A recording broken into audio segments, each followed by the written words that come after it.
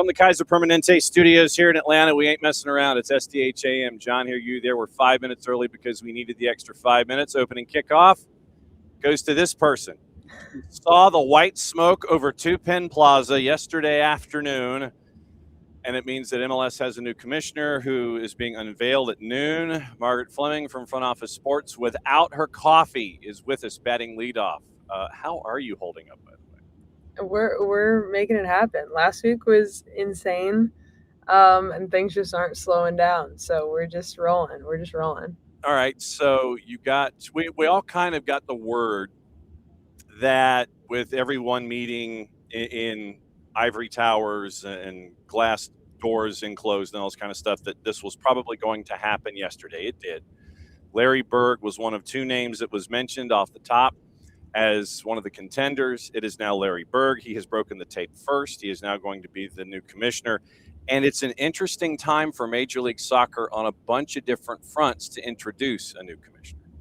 Absolutely. I mean, he's going to come in January 1st, right before his first season will be the sprint season, and in the spring. And then he will oversee the first fall to spring season. He will be in charge of the next media deal, whatever that ends up being. He's stepping in at a really pivotal time for this league, and I think it'll be interesting to see where he takes it. He's obviously been around the league for quite some time, and there's a lot of trust and faith in him, and he's a business guy and comes from that business background. They chose him over the other contender was a former Fox executive, so I guess that shows that media is important to the next phase, but wasn't the penultimate, the most important thing. So yeah, I mean, we'll see how he does, but first commissioner, first new commissioner since '99, which is wild. It is crazy to think about when it comes to what Don Garber has done. I'm not going to ask you the Don Garber legacy question until after we talk about MLS Cup, because it's like, you're kicking dirt on the guy. Well, he's not done. We're not doing that yet. When you look at these crossroads, this is an intersection of a bunch of different things and stoplights and arrows. You mentioned the media deal. Mm-hmm. And how that was brought to the table earlier. I think it's 29, I think, is when it ends instead of 32. Yes, sir. That's it. And so you wonder what direction they'll go after that or with that. Larry Berg will be a part of this. And also he comes from the private equity element of it all. And we know what private equity means and what private equity wants. They want return on investment. Otherwise, they're not going to be happy about things. And I think, a little bit more than half of the franchises right now have ties to private equity. Where do you see the private equity element, the business element of that attached to this future of MLS, whatever 0.0 you want to call it? It's interesting because we just spent the last week talking about getting private equity out of soccer, and now we're like choosing a private equity executive to lead MLS. I mean, it makes sense. It's a completely different thing for private equity at the governing body level versus the private level. Like you said, I think it's 16 teams that have some kind of tie to PE. So, yeah, I mean, I think to me, this kind of signals that MLS is trying to take a step forward in the business world. I think a comparison that I'm drawing in my head is like the WNBA bringing in Kathy Engelbert, and like she has had plenty of criticism, like much deserved over her time, but she came from that consulting business background with Deloitte, and then has just like really, she calls it, I think, like hyper growth, like really launched into this business phase over the last few years of her tenure. And so I feel like I'm kind of seeing like similar kind of echoes of that. We said, I think the media deal will probably be the biggest test for what he's able to do. And I think there's a number of ways that they could do it and it could be successful, but I think it's a huge opportunity and going to be a massive part of whether or not his first, few years or his tenure, I don't know how long, if he's planning on sticking around 30 years or whatever, but just to kind of, it'll be a big litmus test of how he's doing, is how that media deal comes together. Yeah, and as a part of the alphabet soup that you mentioned when it comes to, okay, so you said PE, right? Mm-hmm. Okay. So you have PKR, which is HSH, which is also PE, in MLS NEXT PRO, and NYCFC II might be heading in that direction. So I was trying to figure out how to do it without any kind of caffeine. But in English, Colbert Kravis Roberts, just KKR, because of, you don't want to get locked into the whole Kentucky Fried Chicken KFC thing. Right. Hometown Soccer Holdings, MLS Next Pro, NYCFC2. It was announced, I think, yesterday that they might be heading in that direction. They might be separating from the flock and all this kind of stuff. So you'll have that private equity attachment to it. But I think also, and you mentioned revenue with the WNBA, you're going to be seeing that now with Major League Soccer, because you're going to want to take that next step when it comes to all of the roster space, adding designated players, probably working the salary cap to have a different floor and a ceiling. And so you've got to figure out how to bring in all of this talent that you want to navigate with, all these big names that you anticipate bringing in, but you've got to do it in a different salaried structure. And when you're changing over from where you currently are to the rest of the soccer schedule worldwide, I mean, that's another interesting thing that you've got to tackle here. Oh, 100%. Like, when you think about within the first calendar year, MLS is going to be on the fall to spring, and the thought of what that opens up talent-wise. Can MLS in its current structure get the players it wants to get?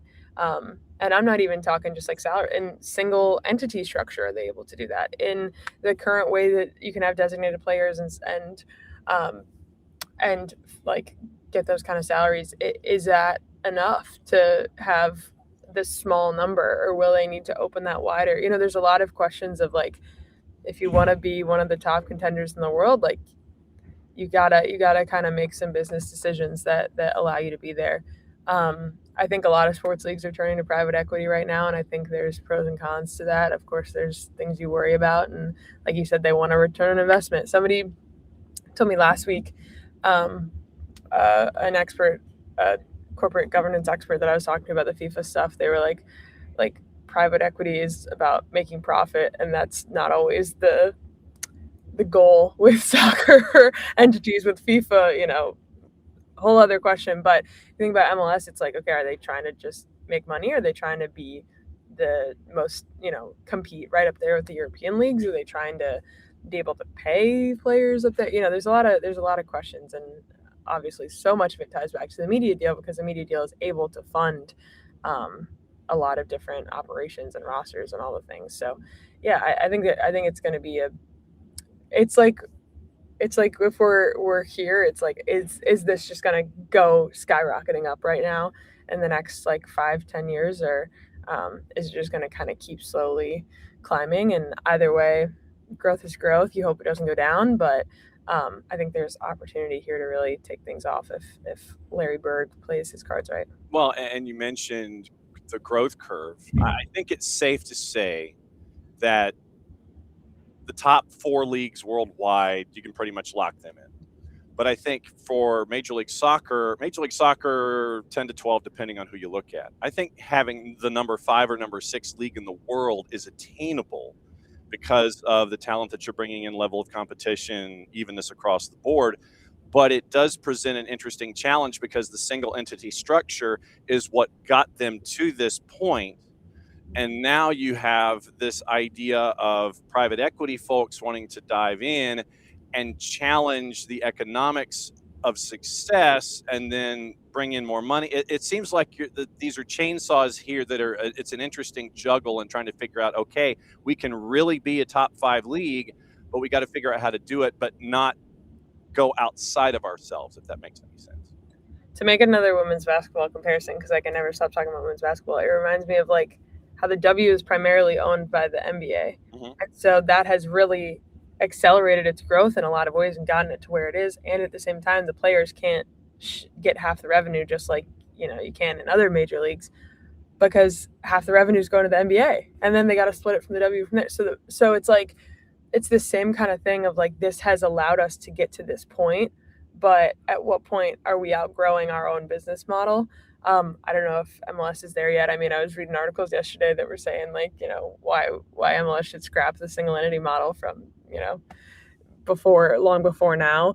So this has obviously been a topic for a while, and I think it would definitely like ruffle some feathers if Larry Berg comes in and just changes that all around. But yeah, I mean, I think there's like a lot of questions about the business of this league and how it operates, and what it needs to do to get on that level that it wants to be at. And I think that's definitely something to think about, is if they want to keep that model or switch to something else. There's plenty of money floating around that they could certainly make some changes, but yeah, just another one of those things that we'll see where it goes. What do you want to hear from Larry Berg today, starting at noon?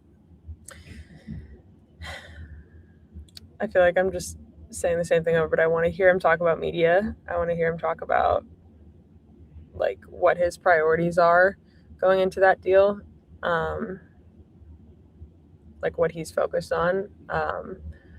Is he going for just money at all costs, as much money as possible, or is he going for our viewership is not great because we are not transparent with numbers right now, and we need to be able to like be more accessible to people and not be behind one paywall or two paywalls, you know?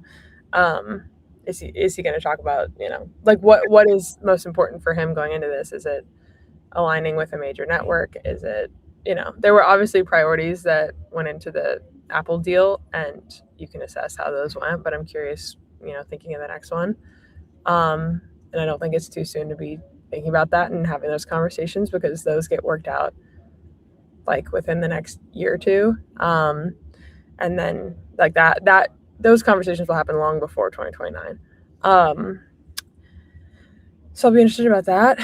I will be interested to hear just like where he I think I kind of want to hear some realness from him. Like, I think that MLS has really kind of pushed this, we'll take it from here, you know, campaign. And I want to know how.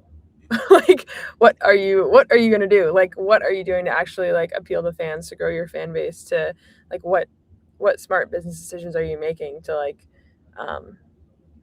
to even things out, you know, among cities? You know, like you saw what the World Cup was, and obviously a missed opportunity to not start, you know, into the fall to spring now, but like what other things are you able to do that can kind of like build off of that momentum, concrete ways. I don't want to hear, you know, like you hear so much of like, oh, and everybody cares about soccer and the momentum and it's also great. Like, what are you going to do? You don't want platitudes. You want actual facts and activity. I just want to know what he's going to do. Like, he gave all these presentations that clearly like have thoughts about him and think he has a clear vision. Like, what is your vision and how is it going to be different from what the last 30 years under Don Garber were? So that's what I hope to hear, is some concrete ways that he is going to take this league in a different direction or grow on whatever he's going to do. I don't want this just everything's so great. You don't want boilerplate sound bites where you sit there and you're raising your eyebrow going, okay, I could have just stamped and done the soundbite flow chart. Well, that's part of what being a commissioner is you take the tough questions and you can handle them. I mean, you see Roger Goodell when he sits down, he's just taking things like from left and right, all different topics, and like that's just part of it. If you want to be considered a top league, you got to be ready to like answer and face the tough questions. And so I like want him to off the bat like show that he can do that, is my thought. Yeah. All right, so noon is when the event is supposed to begin at 2 Penn Plaza, and I imagine there might be maybe something I don't know, hot tea-ish, because you're trying to avoid the caffeine thing. So whatever you're trying to do out the door there at front office to get you toward 2 Penn Plaza. How long of a commute is that from where you are to 2 Penn? It's like a 10-15 minute walk. It's not too bad. Okay. Yeah, we have a few people going over. Some of our video people are going and stuff. So we'll have a little crew. So that'll be nice. All right. So as always, Margaret, it's great to see you. Great to have your insights and great to have your intel, especially. And thanks for doing this on the hop, especially with breaking news, developing stories, and all this kind of stuff. May everything stick to the cards. May they not be corrupted. May the laptops all function correctly, and may everything make slot and deadline. You know how to come and visit anytime you want. So if there's anything you want to vent on, shoot, even if it's Toronto and Atlanta and the WNBA, you got a home. It's always good.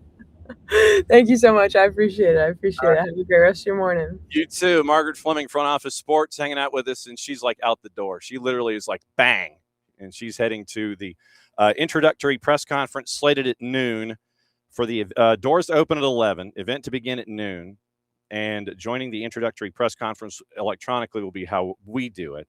Jimmy Haslam, CEO and chair of Haslam Sports Group, co-chair of the MLS Succession Committee. Bennett Rosenthal, lead managing owner of LAFC, which is also where Larry Berg is coming from. Co-chair of the MLS Succession Committee, Don Garber and Larry Berg, set to answer questions once again. Press conference, MLS headquarters, New York City, and that is at noon. I can't thank Margaret enough for doing this and hopping in from the absolute beginning, because it is going to be an interesting day in New York City to try to find out what Don Garber has on his mind, as we now have the succession plan completed. And it is going to be Larry Berg, the new commissioner of Major League Soccer. Don Garber is going to, after January 1st, be put in a role of chairman. Morning, Alex. Morning, David. So he will still be around to help out in advisory capacities and answering questions and all that kind of stuff. So it will be interesting to determine. And I like Margaret. I'm like, okay, how does this work? How does this with how does this work with Larry Berg in charge? And for those that may not know completely, LAFC co-managing owner, longtime Apollo Global management partner. And you had Korn Ferry, CAA, the Miles Group, knock it down to Berg, and former Fox exec David Nathanson. Both gentlemen had their say on Monday in league offices, and it was Berg who was given the okie doke. Obviously, he has to sell his ownership stake before he can take over. And you have 2 Supporter Shields, an MLS Cup, 2 CONCACAF Champions Cup finals appearances since 2018. And so most of his career was at Apollo. Close to $1 trillion under management before moving over to Josh Harris's 26 North 4 years ago. And so you have a league going from 10 teams to 30 under Don Garber. You have no academies to 30 academies. You have MLS Next Pro coming online.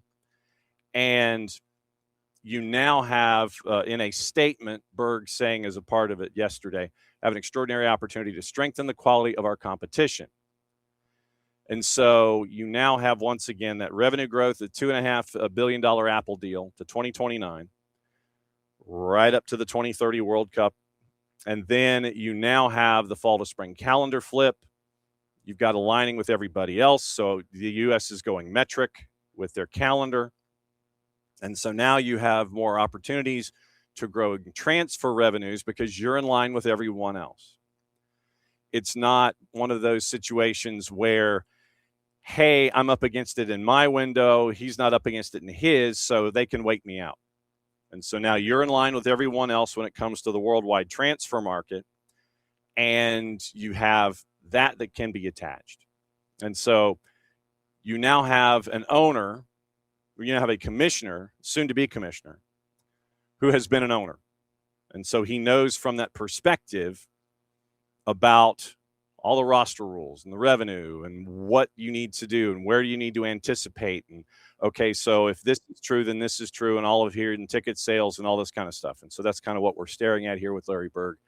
Now, noon Eastern time, and that will be the announcement at Two Penn Plaza. Like I said, we had the White Smoke yesterday at Two Penn Plaza, and now today, coming up at noon, 2 hours and 41 minutes from now, he'll be introduced and he'll have questions and answers. Speaking of questions and answers, there is someone who can take, and I just dated myself because I just had a thought. Literally, he can take white out, and he can go, and he can sit there and go either interim or caretaker, whatever it was on the business card, and he can sit there and white that out because that doesn't apply anymore. Richard Dixon, no longer interim, no longer caretaker. You are the head coach of Chattanooga FC. Congratulations. Welcome to the morning show. I know you're on the hop this morning too. Thank you, John. Yeah, thank you for having me. So how does it feel? Yeah, it feels good. It's exciting. Obviously, been working here for a while as a player and as a coach, as an assistant coach and a performance director. And to come from playing, hearing about the club back in my college days, when my old coach Bill Elliott used to be the coach here. Wanted to get me to come and play for CFC in the summer, but couldn't because I was playing in the USL. To obviously signing on for the club in 2020 and playing for 4 seasons, to now come full circle to be the head coach. It's a very exciting moment, and I'm extremely humbled to step into this role. Yeah, and I mean, what soccer means to the Southeast, because from your time in college when you were in Argo, and you've been, let me see if I can remember all the different places that you've played here in the Southeast. Baton Rouge. I want to say, where was Bria? Were they in Clinton? Yeah, Mississippi, yes, and yeah. I was trying to remember what city they were because they've been in various. Jackson. So, okay, yeah. Okay. So we'll go Baton Rouge, Louisiana, Jackson, Mississippi. You sat down for literally a cup of coffee in Panama City. Tampa, Charlotte, and then you've spent some time in St. Louis, and then obviously at OKC, and then you were there in Chattanooga. What has it been like for you to see the game grow? Just period, but obviously you've seen it in a bunch of different pockets in the Southeast. But what's it been like for you to see it grow as a player, now as a coach, and know that the expectation levels are different when it comes to having a soccer franchise that happens to be based in the Southeast? That's I'm really impressed with the research that you've done. That's very impressive. No, but I think for me, coming to the U.S., obviously I came over from Jamaica when I was 16 years old and finished high school in South Florida. Then went to the University of West Florida.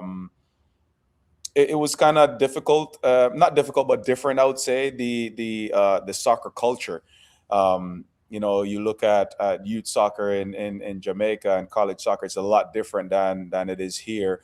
But then to step into the professional game whenever there was only a few leagues, when I played in the USL in the early days, it was just the MLS and the USL, and then the NPSL came back online. So to see kind of the evolution of the game in the US in general, but then the Southeast, it's been incredible. You go to Baton Rouge, Louisiana, and you're getting decent crowds, and then you go to Mississippi, places that I've never been, and I knew nothing about. And you hear some stuff, you hear, bad things, and a lot of these cities get a lot of bad reputation. But when I've gone into these cities and play and represented, I've had nothing but good things to say. I've met some amazing people in Baton Rouge and Mississippi, and when I played for Bria. And Tampa, when I played for VSI there my first year.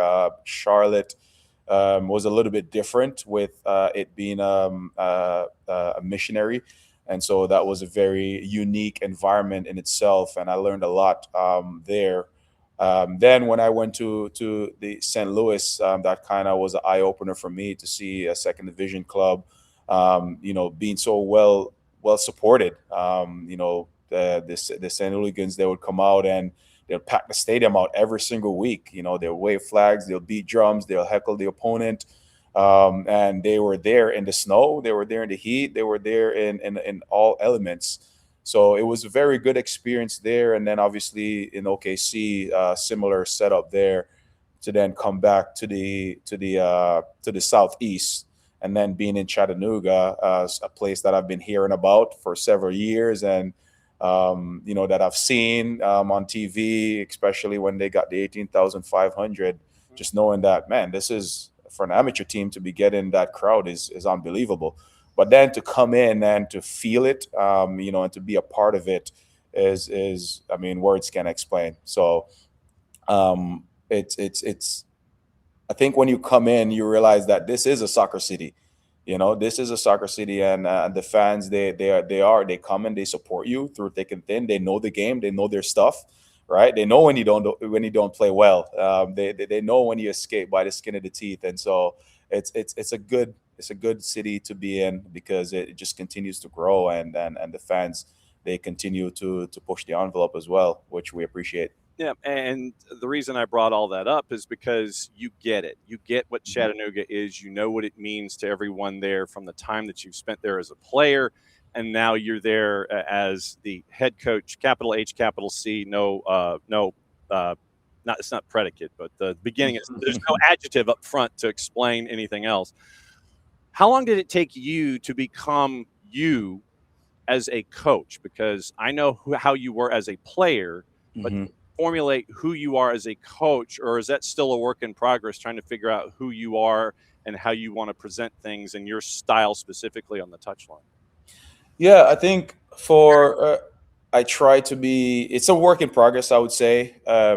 It's a difficult league to play in, the MLS Next Pro, because you're playing against really talented young professionals. You're playing against 17 and 18-year-olds that are going to be in the MLS in a year or two. They're representing their youth national teams.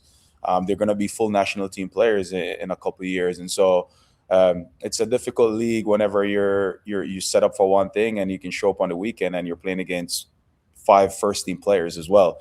And so I think continuing to establish and build our identity is important, but also being a little bit pragmatic in the way that we approach games. And so I would say, if I were to consider my playing style and my philosophy, 18 months ago, I'm possession orientated. I want to dominate possession of the ball. I want to press high. I want to regain possession quickly, and I want to keep the ball in the attacking third, and create chances.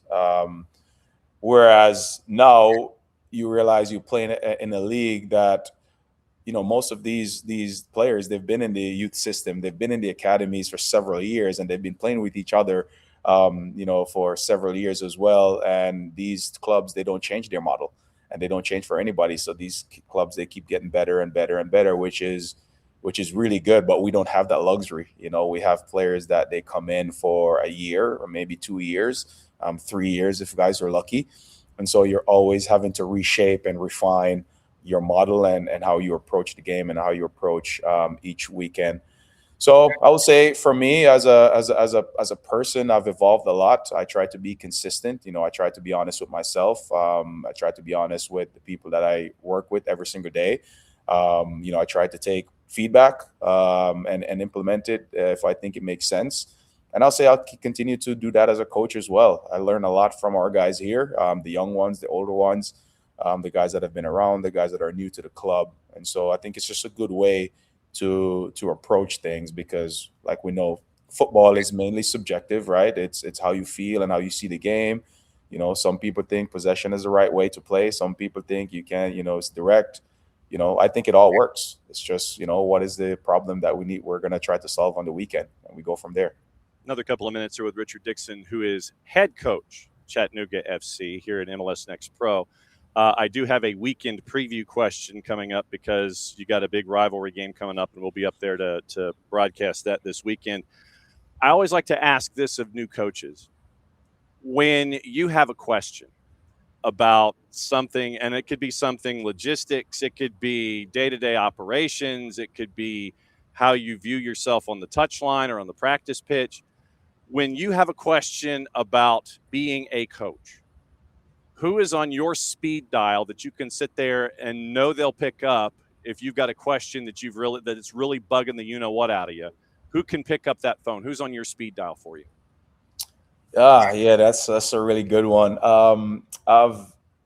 The last few months, I would say the last 12 months, I've had a lot of phone calls with Jeremy Allenbaugh, he's the president of the USL. Mm-hmm. He was also our general manager here, and I spent a good amount of time with him in St. Louis. So he's well experienced. He's been in different domains in soccer, as a coach, as a general manager, and now the president of USL. So he's very knowledgeable and gives me good advice. So I would say if I were to consider, a holistic approach, somebody that knows about, again, logistics and coaching and everything, it would be him.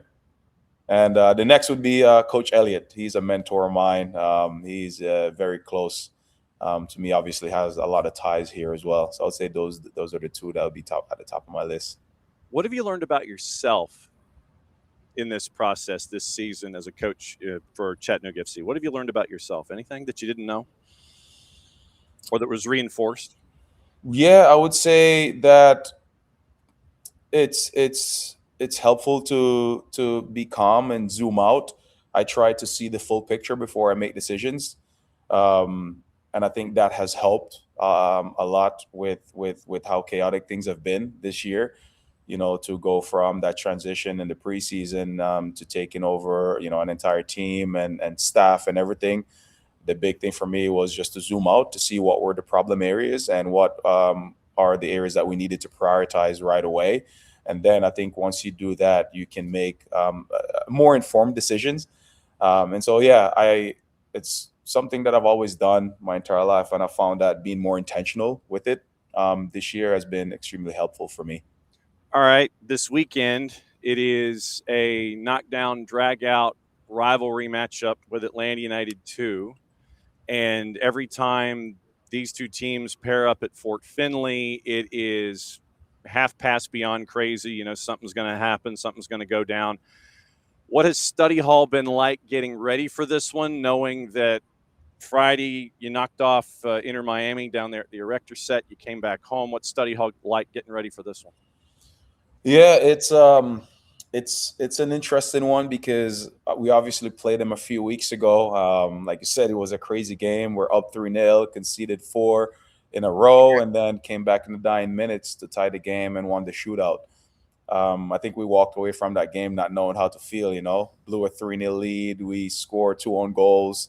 But the guys did a very good job of fighting to the death to come back and tie the game and win the shootout. So there's a lot of positives there, but a lot of concerns as well. So for us, we're just focused on the details, on the things that cost us trouble down there, looking into their last few games to see how they have shifted and adjusted, and just making sure that we're ready for those things, but also making sure that we continue to progress our standards and our style of play here. The guys, I think they're in a really good place. They understand how we want to attack, how we want to defend. So, yeah, it's just refining things and focusing on the details of how we're going to approach Atlanta United this weekend.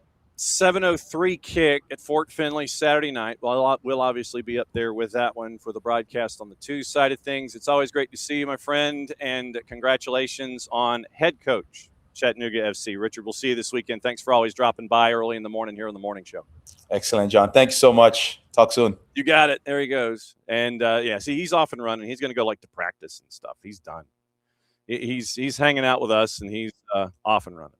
So there you go. Richie Dixon was the interim. Now he is the actual head coach for Chattanooga FC. Thanks to Hayes Creech for flipping that one around, too, considering their press conference was yesterday afternoon, and now he is off and running to be he's going to do his head coaching things. But, yes, we'll be up there for that matchup. Don't know quite yet how many of us, but we'll be up there. Broadcast 6:30 pregame, 7:03 kick at Fort Finley. Chattanooga FC hosting Atlanta United 2. Big matchup in the Eastern Conference. Frankly, they're all big.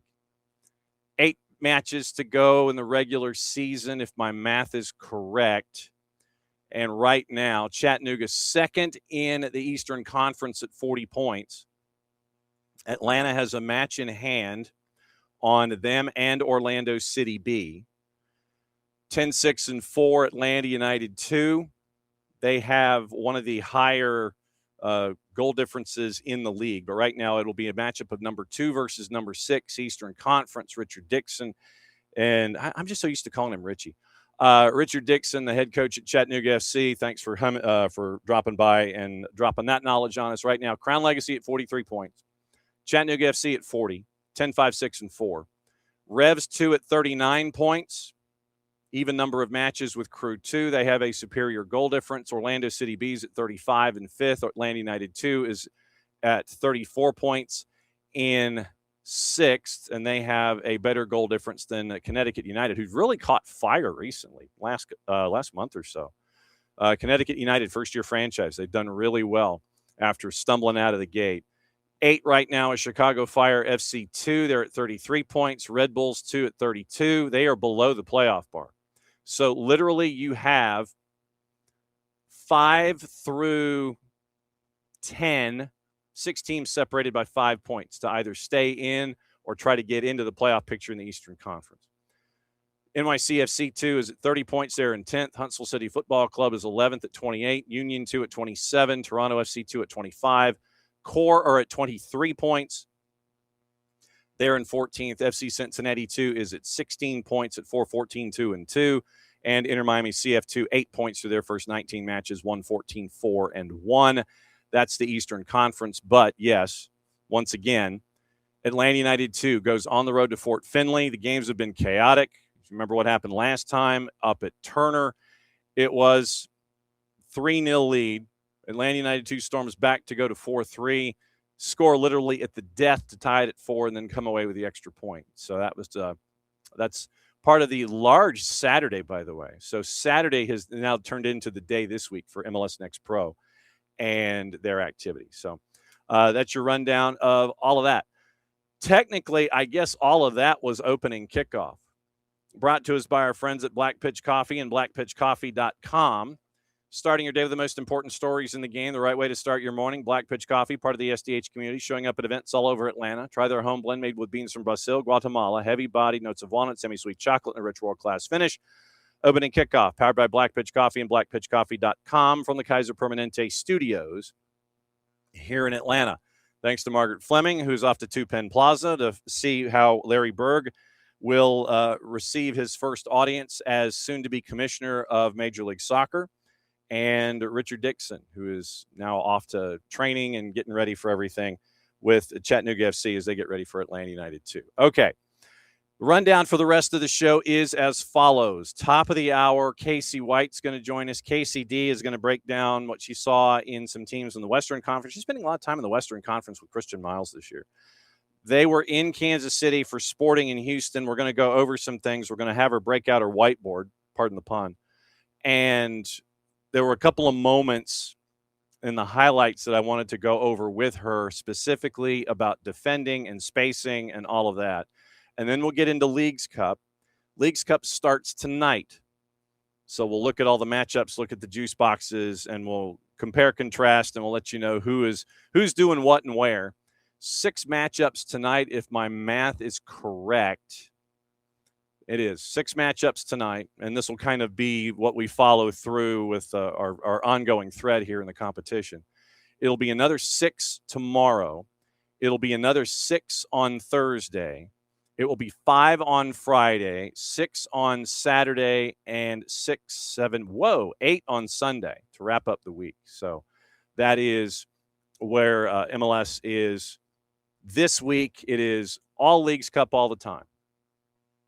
But we'll go over all of the matchups after KCD.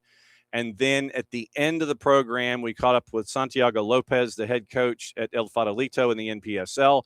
They are now back-to-back champions in NPSL. And their story is incredible. And this will be part 1 of 2 with Coach Lopez. We're going to catch back up with him after you hear the interview this week. You'll understand why, because there was a lot of stuff left on the table. And next week, we're going to catch up with him to ask about being an amateur club. And that's what they are. They're an amateur club. They have no real aspiration or pathway to be professional. And how do you function as an amateur club, still having goals and aspirations, and trying to basically manage the business side of things? And that's the other part of this, is that they are, it's tied to a restaurant chain, a Mexican restaurant chain in the San Francisco area. How do you navigate a business, and how do you navigate what you want to do in trying to grow the game of soccer in Northern California?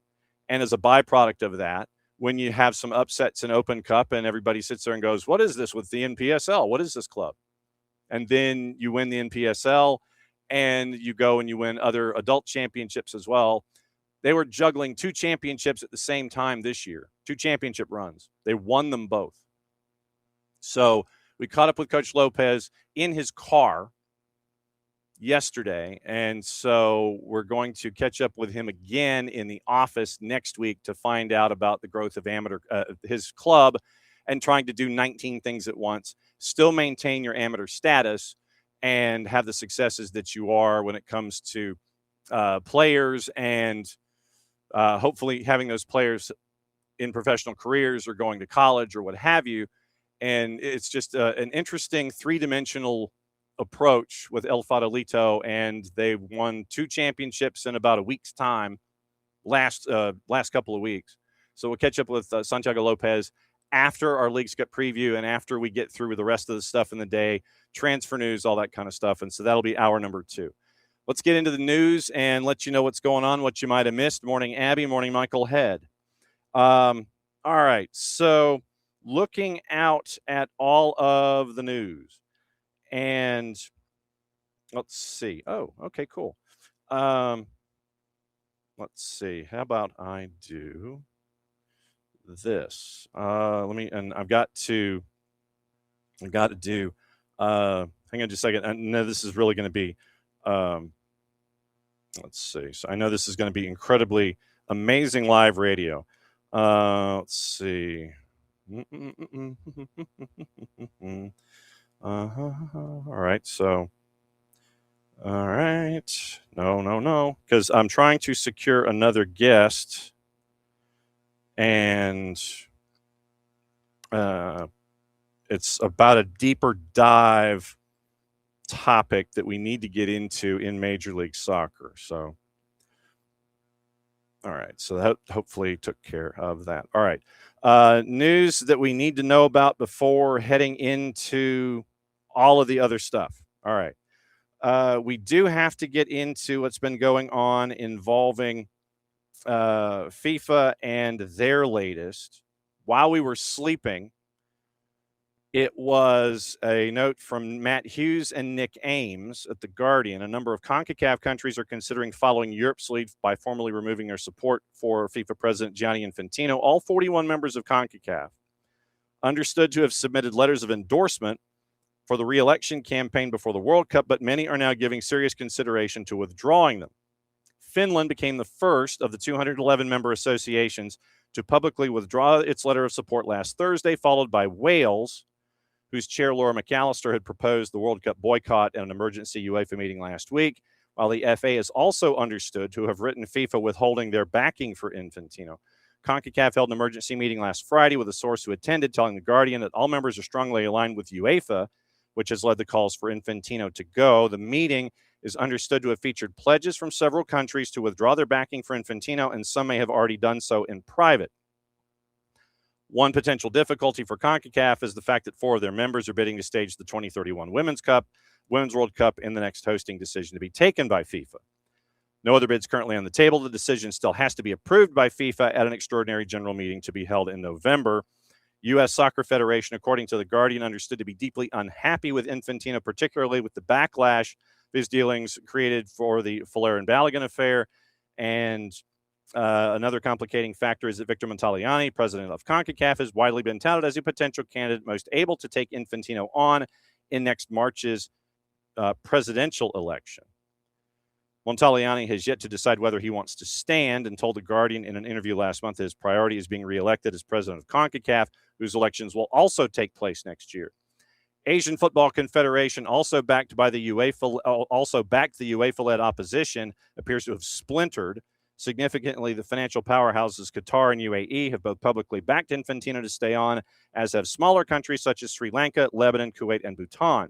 While most of the AFC 47 members, including Saudi Arabia, have stayed silent, UEFA is hoping it can attract their support, but it remains unclear whether the numbers are there to force a genuine electoral contest. New Zealand Football's Andrew Pragnell says that FIFA's abandoned private equity proposal delivered a shock to confidence in world football governance, urged Oceania's members to be united on the question of Infantino's leadership. Oceania's confederation, which has New Zealand among its 11 members, has yet to take a position, although Pragnall admitted there have been, quote, enormous gains for football associations outside the traditional powerhouses.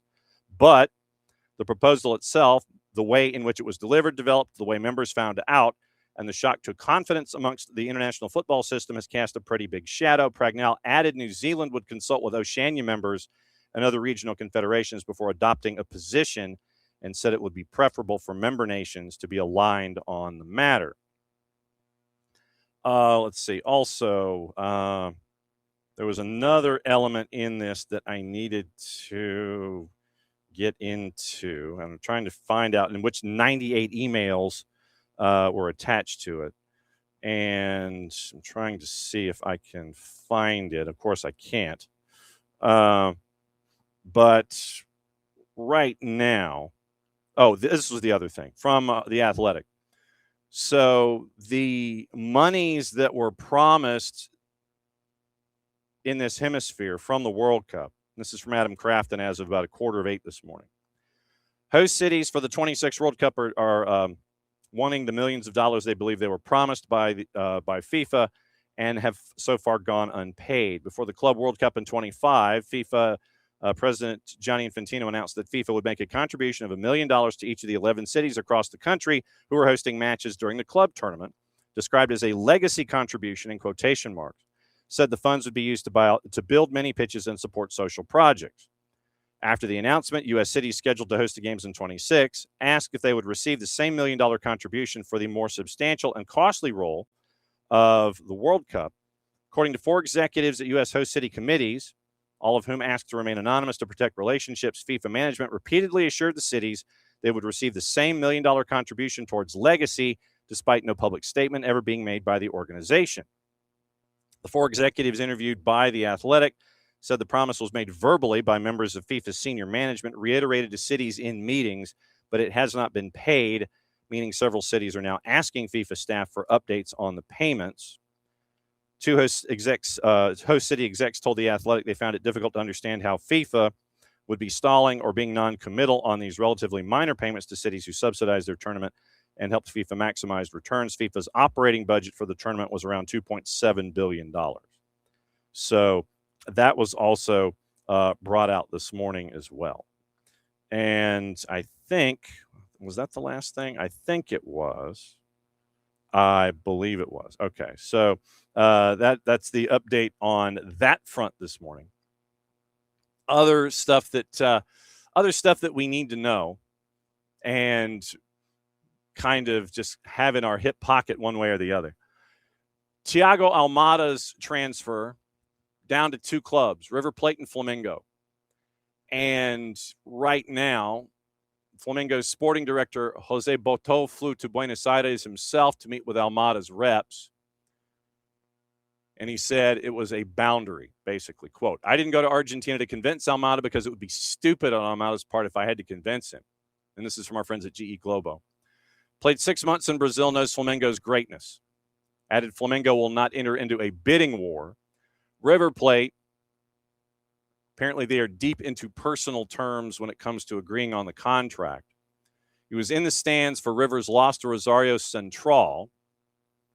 Neither club has a deal yet with Atletico de Madrid, who signed Almada last June for 21 million euros for half of his pass. And Botafogo now want to recoup close to that figure as they move on from him. The numbers that had been posted last week late were around 20. And so obviously with folks in front of him on the depth chart at Atleti, Kangan Lee, Alex Grimaldo, Martin Schulman, minutes aren't there. Flamengo wanted to have Almada in place before the round of 16 Copa Libertadores. And now you've got about a month before Spain's transfer window closes. And now you're trying to get things done by that month. Another couple of things here to keep an eye on. Major League Soccer said they are investigating reported anti-Semitic and discriminatory language directed at Revolution forward Dor Turgeman during the draw in Montreal. Rev said that Turgeman was subjected to verbal abuse. After scoring in the 35th minute, club immediately reported the incident to the league. Montreal said they are cooperating, and the Revs will take necessary action along with Major League Soccer. It has been floated out there what was allegedly said. If it was in fact said, those folks, when they are found out, have no business being inside a building to watch the sport ever again. I know that when I always say stuff like that, the biggest thing for me is enforcement. But that has no place. That has no place. Zero place, none.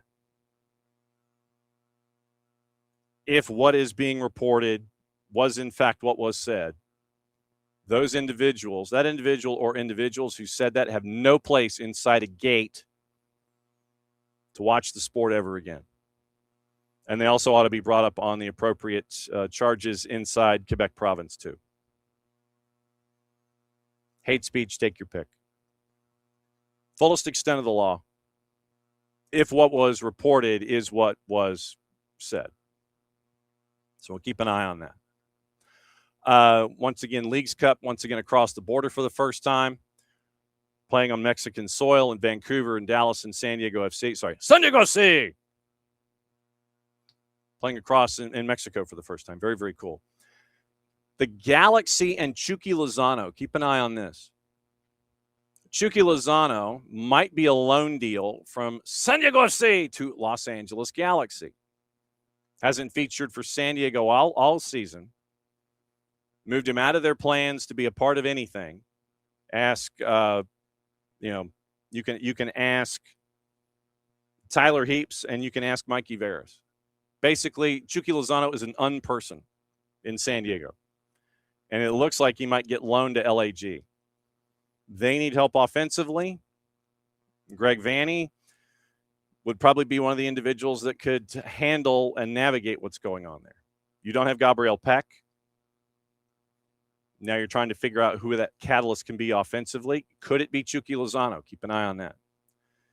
There was stuff floated out there yesterday that Messi and friends were chasing after. Well, first off, a couple days ago, it was listed that they were chasing after Juan Fer, and now it was listed yesterday that they're chasing after Kevin De Bruyne. Club source confirmed yesterday that no, that is not happening, meaning De Bruyne. Focusing on their current roster, added Casemiro once again on a free through Leagues Cup and the stretch run. Second right now in Major League Soccer in points. We're going to chase this story, too, in the lower divisions. We'll catch up with Kaylor Hodges tonight and ask him about it. Portland Hearts of Pine unveiled plans for basically a 10,000-seater at Cassidy Point, a former coal storage site along the Fore River in Portland, Maine. Privately funded project, expected to cost more than $50 million. Construction starting next year, opening targeted for 29. And they have sold out every home match they've had so far since they began play back in 2025. So that is very cool to get that. I believe there's a press conference this morning, as a matter of fact, and we'll try to effort stuff out of Portland, Maine on that, on the growth of P-Hop in League One. But we're going to talk to Kaylor Hodges tonight on tape. You'll hear that tomorrow on the network along with Dylan Butler. And we'll break down what's going on in the lower divisions. We're going to talk about Oakland and that mess. We're going to talk about Portland, and they're not a mess. And that's Kaylor Hodges tonight. You'll hear that tomorrow on the network alongside Dylan Butler from MLSsoccer.com. And I imagine that Dylan is probably going to have an early night and a late night dealing with Leagues Cup over the next little bit. And El Mexicano is now a backup kit partner. We've seen other folks, and I'll bring those up in a sec. Mexicano brand has signed a multi-year partnership with LAFC, becoming their first ever backup kit jersey sponsor.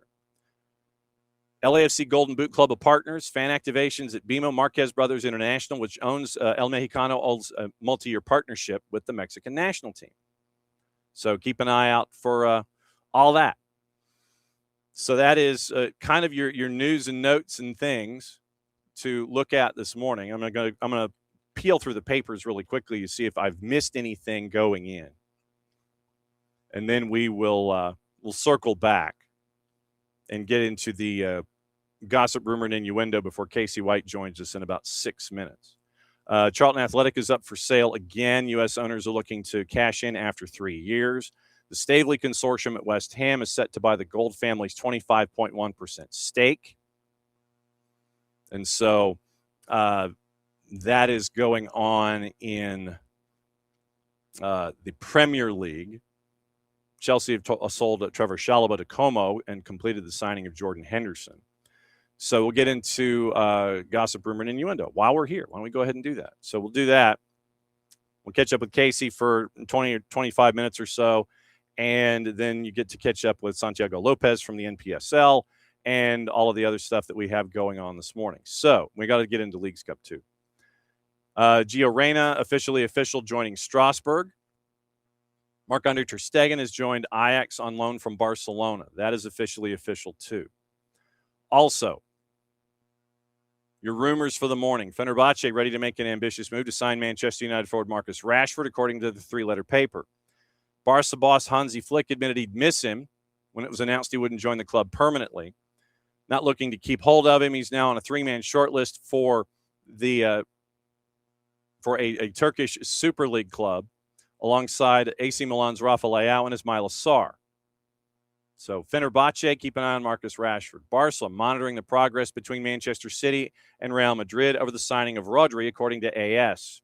Los Blancos still the front runners. City demands for a fee of at least €60 million.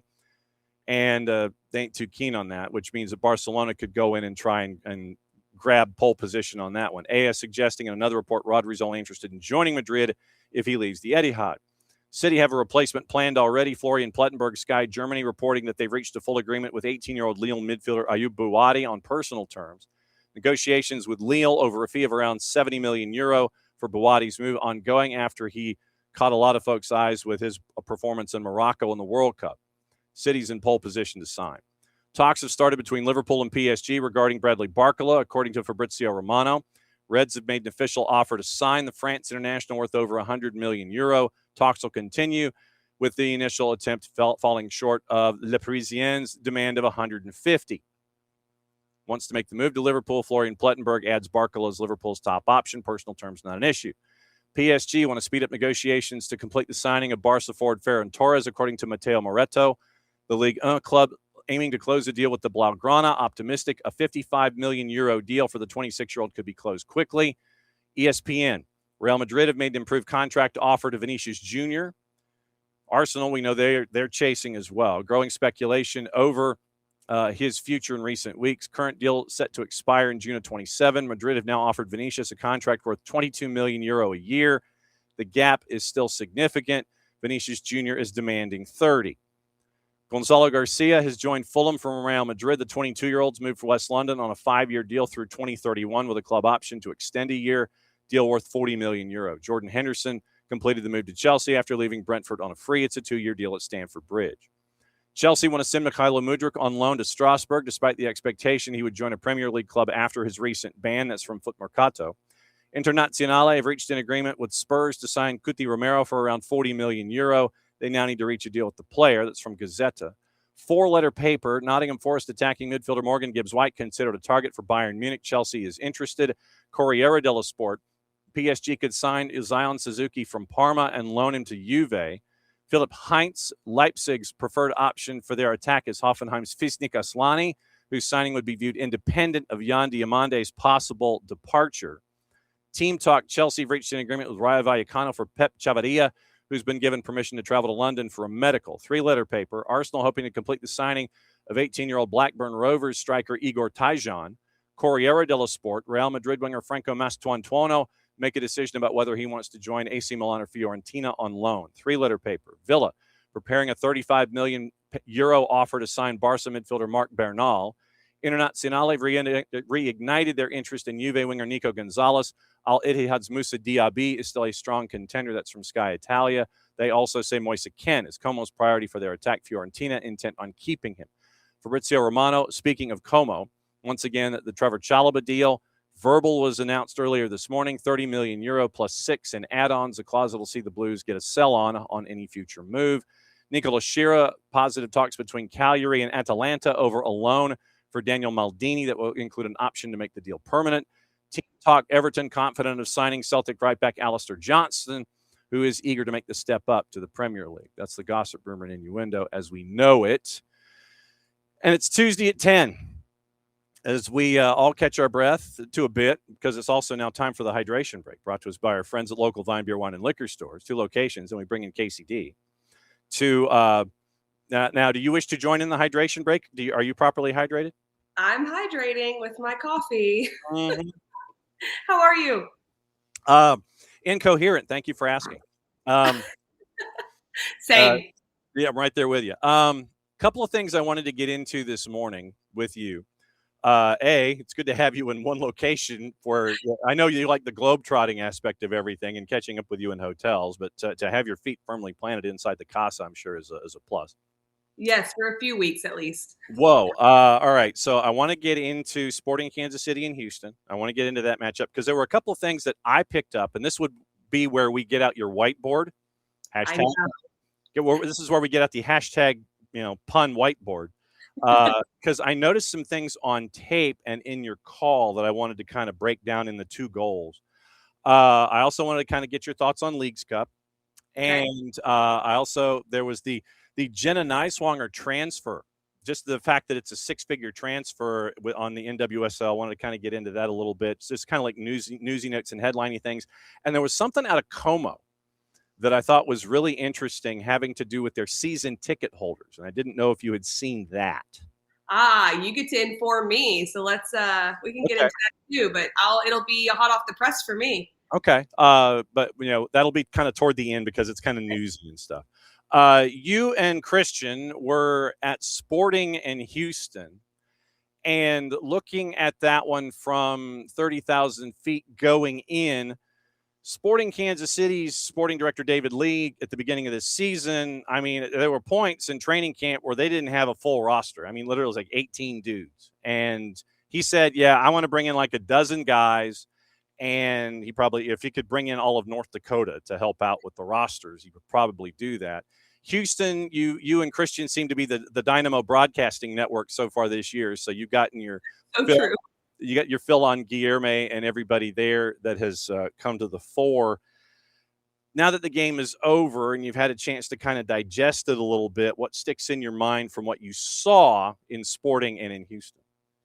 Well, first of all, 2 weeks in a row, we've gotten a red card that completely changed the game. We can get into that later, but I had to say that because there is just such a difference from what we saw before the red card and after the red card. In this particular matchup, Sporting Kansas City actually started quite brightly. Defensive reinforcements is what they needed and what they had brought in, and it was showing in the first half. So it was quite even back and forth, and then all of a sudden that red card happens and it really changes the trajectory of the game. Yeah, kind of sounds familiar with what happened with Atlanta. And yeah.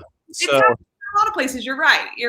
Yeah, except the one with Atlanta happened on the 27th, and we're all raising the people's eyebrow at Alan Chapman for his iniquity of calls. All right, I want to get into goal number one. I'm going to play goal number one, and it's what you mentioned at the end of the call that until I saw the replay and we had a really good angle of it. This is the whiteboard element number one. First goal on the board, Guilherme, Apple TV, and Major League Soccer. You'll recognize the voices. Another one of those pacey players. One time was clocked as the second fastest in Major League Soccer. Here's McGlynn, now opens up. This could be their moment. It's Guilherme! Ask and you shall receive.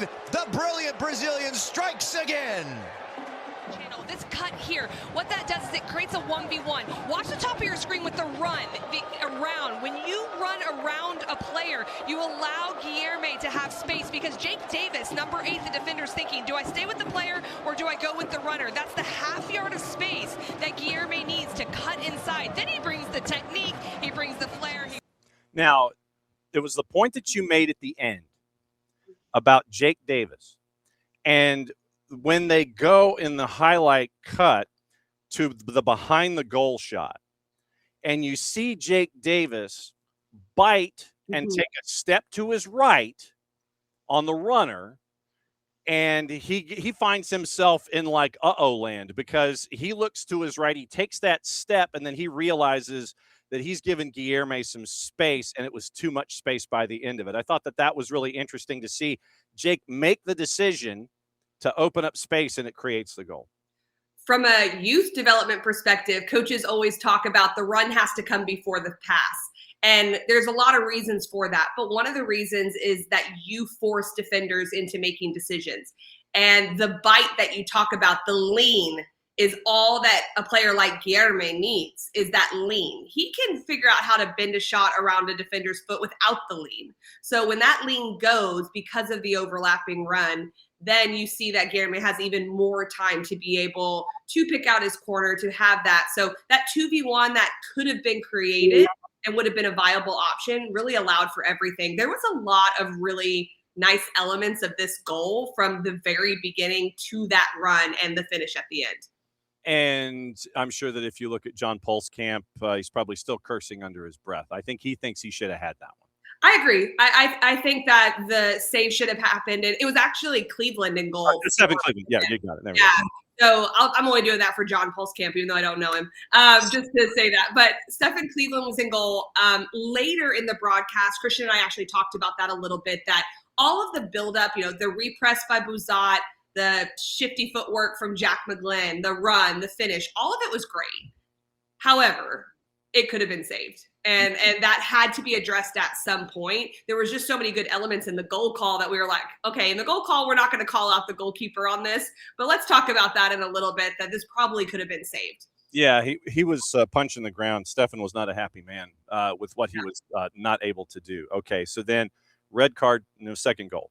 Second goal, once again, and to set this up, you're trying to get a build out of the back, and Sporting is trying to get some quick passes working forward, and Stephen Cleveland finds Calvin Harris, and in a situation where you're trying to navigate out of the back, you've got to make sure that every contact is solid, and Calvin Harris's contact was not.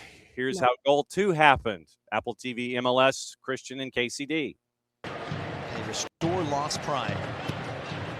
It's the Dynamo outfit, Kacey, that they're really going to punish right here. Bouzat just does that. Catastrophic error, and Bouzat punishes for Houston. This is a critical mistake from Calvin Harris. Watch in the middle of your screen. In the build, he's going to come into this area. There's nothing wrong with this, but he goes in the one-touch back, does not realize that Bouzat is there. You have to take inventory of where your players are, what the press has been, the game, but the problem is Harris plays in the wide channels normally, so hasn't faced the press that Houston Dynamo shows. He gives it right to Bouzat. Okay, and I thought that was another interesting point too, is that Calvin Harris is used to playing wider spaces. Calvin Harris is right down Main Street. He gets the pass from Cleveland, and there wasn't enough weight on the return, and he was surrounded first, and then the pass back to Cleveland put everything in no man's land, and it was a slam dunk. The technical error, of course, has to be addressed. That's the obvious piece, is that he kind of chops at the ball, it hits the underside of his cleat, and goes right to Bouzat. He has pressure, so you have to absorb pressure. He probably should take a touch, or if you're going to one-touch it, you bounce it out into the wide channel, because if anything goes wrong, everyone immediately narrows and can make up for that mistake. What he does is he goes that first-time ball back. Anytime you're in the build, you're in your biggest shape that you're going to be in. So any type of turnover right in that center channel is catastrophic, as Christian said. And Bouzat actually had a nice finish. Cleveland, I thought, cut down the angle as well as he could. Nothing he could do in that moment. But it speaks to how Sporting Kansas City wants to play. They want to be fluid. They want to move. But we've really never seen Calvin Harris get into the 6, into the defensive midfield position. So that was a little bit rare that we were seeing him come into there. And it really hurt them. And it was tough, honestly, John, because the first half for Sporting Kansas City, everything that had gone wrong versus LAFC, they were doing well. They were repressing well. Their rest defense behind the ball was good. Their center backs were stepping into space defensively. It looked like a really even game. So it just completely changed in the second half. Yep, right now, Sporting at the bottom of the West with 14 points after 18, 4-12-2. They've given up 46, and a lot of that, I think, is front-loaded to the beginning of the season where they were giving it up in bunches. And you're sitting there going, man, what has Rafa Vicky gotten himself into? And, he's probably sitting there and he's going, okay, so what's the size of that beverage I can take with me on the way home? Now that they've gotten a little used to Rafa Vicky, 11-man Sporting Kansas City. What have you seen? I believe that they're a lot more stable than they've shown. When this red card happened, honestly, John, it was like, what more can go wrong right now? Like, can they catch a break? Because of how the first 45 looked. I don't claim to not be an optimistic person. I definitely am. So I'm always a little bit of a glass half full person, analyst, however you want to look at it. Yeah. But I actually do believe that they showed some really nice signs bouncing back from LAFC into this game to solve the issues with Moises Mosquera going into the center back role next to Blorian. 3 changes on the back line, which is incredibly hard to find your unit work quickly, but they did. The problem is there's that mental lapse of I'm on a yellow card and I'm going to fly in on this tackle on a second yellow right before half when everything has actually gone well. Anytime you talk to other coaches, they talk about Joveljic. They talk about the interchange in midfield and how the attacking group of Sporting Kansas City causes problems for teams. It does, but they give up too many goals. And that was being addressed in this game until the red card. And it's just almost impossible to hold off a team like Houston. Not that they score a ton of goals, but they're incredibly efficient. And thank goodness Guilherme got the all-star nod, because I would have been up in arms if he did it. I was like, come on, this guy, what else does he have to do? But a team that's efficient like that, and that seems like they don't really get rattled if they're not scoring, they eventually found that breakthrough. Houston right now, they're in that chase group. You've got the group at the top of the Western Conference, 3 teams, 34, 34, and 33, Vancouver, LAFC, and San Jose. Houston's at the top of that chase group. Right now, they're in 4th at 9-6-2 after 17 matches. And it seems like all of the turnover and all of the acquisitions and the unhappiness of Ben Olsen having folks jettisoned, and apparently he wasn't told, that seems to have been at least papered over here in the midterm, 17 matches in. And right now you're in that final, you're the top 4, you're 4th right now in the West. We've been a bit of a fly on the wall with this Houston Dynamo team, and have had a lot of conversations with Ben Olsen throughout the year. And one thing I always appreciate about him is how honest he is about himself, his team, the league, the status of where they're at, all of it. And so we've had that front row seat in a lot of ways. The major turning point for Houston was mid-April. I believe it was the 17th or 18th of April. I can't remember the exact date, where they played Orlando City. And Christian and I were on that game. And right before that game, they were leaking goals. They gave up 6 goals to Colorado just prior, a week or 2 prior. And Ben just said, something has to change. He wouldn't really tell us what tactically he was going to change going into that game, but we saw it. He went into a 4-back system. He figured out how to play with 2 blocks of 4 or 4-5-1. He switched it up, and just to make it more difficult to score goals and trust the transition game. It didn't completely work in that game because it was a draw, but they stopped leaking goals. And then from there, they went on one of the best runs we've seen. And so he really started structurally from the back, and then said, okay, our big players have to show up. Now they're trying to get a little more sustained possession with not giving up defensively still. So they're stepping into that. They're growing into that. And it just continues to get better for them. Yep. That is Whiteboard Chronicles, hashtag. Well, because, Jason would bring out, he has a magnetic board. And so we would call it the Whiteboard Chronicles, because he would sit there and he would look at things and break things down. See, and this is where now with you, we're encouraging you to find that whiteboard or that dry erase board. I know. Maybe when I'm in Dallas and Austin this week, I got a lot of days on the road without games, but I'm on the road still. Maybe I'll go for a little search. We'll see. Just something maybe the size of a lyre, one of those. Like, order off Amazon. It's not that hard. Yeah. So that one of those things where you can sit there and draw and go, see, I made a picture. I got rid of all of that when I stopped coaching. I did. I had so many tactics boards. But now that you're in the color seat and you're sitting at the adult table doing analysis, man, like I said, and I will say this to anybody who's listening. The next thing I want to have someone, and especially maybe the folks with Apple or whomever, college or whatever, because we got college soccer coming up around the corner. Oh, I know. Are you going to say a telestrator? I think you're going to say like. Kind of, sort of. What I want is you in a studio with a big video board, And so that way you can break things down using, not necessarily. We need both. Let's get this rolling. Like we need that. I love that. We did a little bit of that with the ACC championships last year. It was like an in-game telestrator, the iPad, but in studio, it's even easier than when you're on air trying to do it. And sending it back to production and getting it on air. The studio telestration, I would totally geek out on that. So I'm with you. That's the thing is I'm thinking of like the big 8-foot video board, 8x8. And so that way you can sit there and walk folks through things. And if you don't necessarily have to touch, but at least you can ISO and they can do all the fancy graphics and everything. Sure. I think you'd be deadly inside a studio with the big video boards. Anyway, that's my sidebar. Thank you. Okay.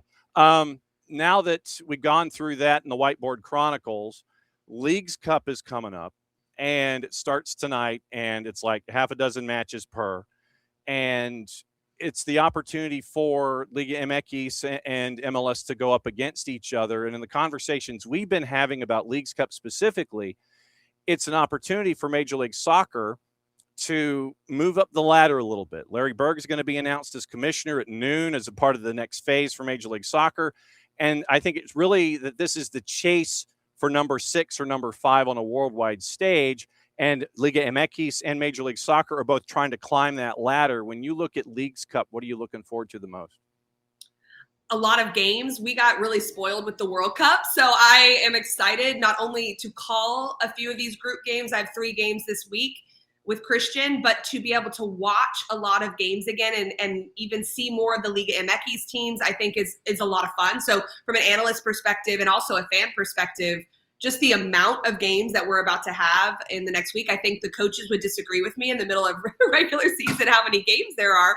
But I think that's always a great time. You make a good point as well of just both leagues, raising their profiles on a global scale and continuing to compete and continuing to showcase. It's great for the fans to be able to see more of the Liga MX teams. And so I'm excited for that. I think it'll be great. So do you know what games you have in group stage coming up? I do. I actually get the Texas tour, which I'm a Texan, so I'm excited about that. I'm going to Dallas tonight, and I'll have Dallas Querétaro tomorrow, and then I'll fly to Austin on Wednesday, and then we'll have Austin Tijuana and Austin Puebla. Okay. So, yeah. Okay. Yeah. So you get to go to the new Mansfield Stadium in the northeast suburb. That's where I'm from. That's the crazy part. So I'm from Arlington. I claim Arlington because that's actually where my address was. But I went to Mansfield schools growing up. So my mom actually drove me by the stadium last time I was there and was like, look at this. Can you believe there used to be nothing out here? And I couldn't believe it. And then whenever it was, 2 weeks ago, when I was looking at things, I'm like, oh, we're not playing at Frisco. Oh my gosh, it's in Mansfield. So it's pretty nostalgic. I have a couple of high school friends that I think are going to come to the game because they live like 5 minutes from there. So pretty fun. I mean, that's the fact that you get the the Tejas turnaround when it comes to all these. I mean, but it also goes to speak to how a lot of the communities in and around all the major cities, they dive in full bore because we know what high school football means. True. You go to McKinney, you go to Mansfield, you go to Odessa, you go to Denton. It doesn't matter. It's there. So you're going to have these cathedrals, and that's what they are for high school sport. My mom actually just sent me a box of stuff, and my letter jacket was in there from high school. I might have to wear that next time. See, now, wait a minute. Now, I was like Friday Night Lights football, like even though I grew up in the city, like it was big. So sorry to interrupt you, but I had No, you have to now take that on the trip because when you're there, you've got to wear it for your on cam. Oh my gosh, that might be a really good idea. No, but don't tell. I mean, look, we're the only ones that know this right now, and I'm not going to put it out as a part of, hey, Kacey was on our segment, and she's going to do this. What you do, you pack it. You don't tell anybody that you've got it, and you just kind of bring it on with the carry-on or whatever you take into the stadium. And then you take the carry-on with you down to the field as you're cutting your stand-up. And then when it comes to the 2-shot, basically just before the reveal, and you and Christian are supposed to tape your 2-shot in the workaround. Put the jacket on just before you do your 2-shot. Oh my gosh! If we actually get like a camera hit, this will be epic. And then I'm definitely going to take it. We'll see how we incorporate it in. But I think you've got some good ideas. I'm kind of excited. And then also you've got to get the big black cowboy hat. You've got to do that too. Oh my gosh. I will say I don't own a cowboy hat and I don't own cowboy boots. So I probably should. It's probably like 9,000 degrees in Mansfield anyway. So the cowboy boots, it might be a little counterintuitive, especially is it a turf surface at Mansfield? Do you know? That's a really good question. I don't think so. I don't think so. But I'm not 100% sure. Because I was going to say, if it's like 9,000 degrees on a turf surface and you're wearing cowboy boots in early August, I might not make the broadcast. No. So I think if your mom or your friends in Mansfield just got you one of those knockoff cowboy hats and you stashed your Letterman jacket, I think those, especially considering that you and Christian are doing 3 matches in Texas anyway. Yeah. Oh my God. These patches are like the size of my head on this letter jacket. They're hilarious. Like, I can't believe I wore this for fashion, like at games. But this is you going home. And so for that little added extra, hey, I'm at home, I'm wearing my jacket. That's honestly, that's this Texas tour for you. See, now I'm jealous because you're going to Austin, and some of the most ridiculous barbecue is down the street from the Arts Center, right on the river. Crushing barbecue. I'll tell you, I might be like that World Cup fan that was screaming about the beef rib. I'll be so excited to be. All right. See, now you got me going. The Austin Performing Arts Center. It's right there on the water. Okay. And is it the Long? I think it's the Long Center. And right down the street from the Long Center is one of the barbecue joints in the city. And I'll shoot you a text. But anyway, it's one of the places that when I went to Austin, absolutely just crushed it. And it's so like the best barbecue in the state. Anyway, we went off the rails. Who knew? Sorry. Sorry. Whatever. Okay, so NWSL. Yep. I wanted to ask you about 6-figure transfer fees. And Jenna Niswanger apparently is heading over to Europe. And you've got players like Timo Shawinga, who has been lost to WAFCON, but she and her sister are putting Malawi on the stage, and they're still unbeaten through match day 2. I mean, NWSL right now is its own little brand of chaos, but I mean that in the most positive way possible. I like that the conversations are becoming more interchangeable with our NWSL players and more global. And I don't mean, and then always just for their national team. Now it's the transfers as well and things that are happening. So all of that buzz in different arenas creates even more buzz around women's soccer, around the NWSL. So I love that. And seeing Shawinga go and be able to do that on the national team scale as well, her sister and Barbara Banda's there. I think it's all wonderful that there's just more and more chatter and conversation. Yep. And that's what I love. The money piece as well, continuing to grow the investment, bringing players over, not just international players, but bringing our top players back into the league and showing that there's some back and forth because Sam Coffey went from Portland Thorns and now she's over in England with Man City. It's like, will she come back at some point? Because now that money piece is even more there, the investment. So I'm excited to see Jenna Niswanger back in the league. I mean, she is such an incredible player. So I think that'll be great to have her and great for the fans. Okay, last topic. How many times have you visited Como? One time. Okay, so you just went for the one time. One time, last December. And the pictures were amazing, and it's out of control. And I should have told you to get like some scarves and stuff and bring them back. Okay, so they qualify for Champions League for the first time ever. Cesc Fabregas is in charge. There is a new rule now. If you're a season ticket holder at Como, your season tickets will be revoked if you fail to attend 4 home matches under a series of new rules that have gotten the fans all bent out of shape. If you miss more than 3, without what it considers a valid reason risk having their season tickets revoked. Another new rule bans fans from wearing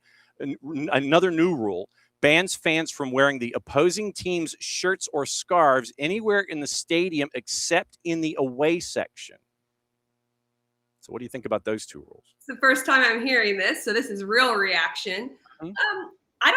I don't mind the be in the away section if you're wearing the away section's colors. I don't know how you can always police all of that if they buy tickets. So that's going to be interesting, because if you buy a ticket, you buy a ticket. So I don't know how that's going to work, but I understand the logic of like keeping it in the away section, and whether that's just because or for safety or whatever, if people get a little bit rowdy. Mm-hmm. So that's not something I do think will be easily policed, but maybe it's a best practice they would like. I don't know.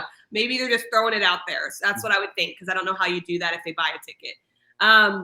As far as the how many matches you can make, I mean, that's really difficult, because I think you're still talking about the pay. Like if you're a paying customer and you pay for those tickets, they're your tickets. And so I just don't understand how that's going to all be enforced unless they have you sign something that when you buy them, you're willing to abide by that. So will that affect overall season ticket sales because people don't want to agree to that? I think it's interesting, and they're a pretty powerful club right now, and they're doing a lot of really great things, but I'll be interested to see how that plays out. Yep. And what was it like? Because the stadium in and of itself and where it's positioned, I mean, it is flat gorgeous. It is. And when you went over and you got to sit there and go, hey, I'm at Como, take your pictures and everything. I was over in December and it was still beautiful. It was colder, of course, but it was beautiful right there on the lake. It's obviously a smaller venue, and that shows just like the journey that they're going through. I like that a little bit. Like, I know it comes with, obviously from a business perspective, if you can sell more seats and hosting big games and things like that, there's some challenges, but it's beautiful there. And it's right where you can walk into the city and cobblestone roads, and it's fantastic. And I can't wait to go back. I'm hoping to go back. I got invited to go back this fall, but you got to work. So I got to call games. So we'll see. Maybe when the calendar changes to like the MLS where I have the summer off, I can go to some preseason games or end of season. We'll see. Well, you got to tell H to have them come over here. That is true. That is true. Maybe you and I can work on that. Where are we going to host them? I mean, seriously? I mean, look with NWSL Atlanta coming online in 28. That's a no-brainer. Bring them over. Well, look, you bring them over and have them go to have them play at Mercedes-Benz or something. And they've made. I mean, Heather's done an incredible job, with putting a roster together.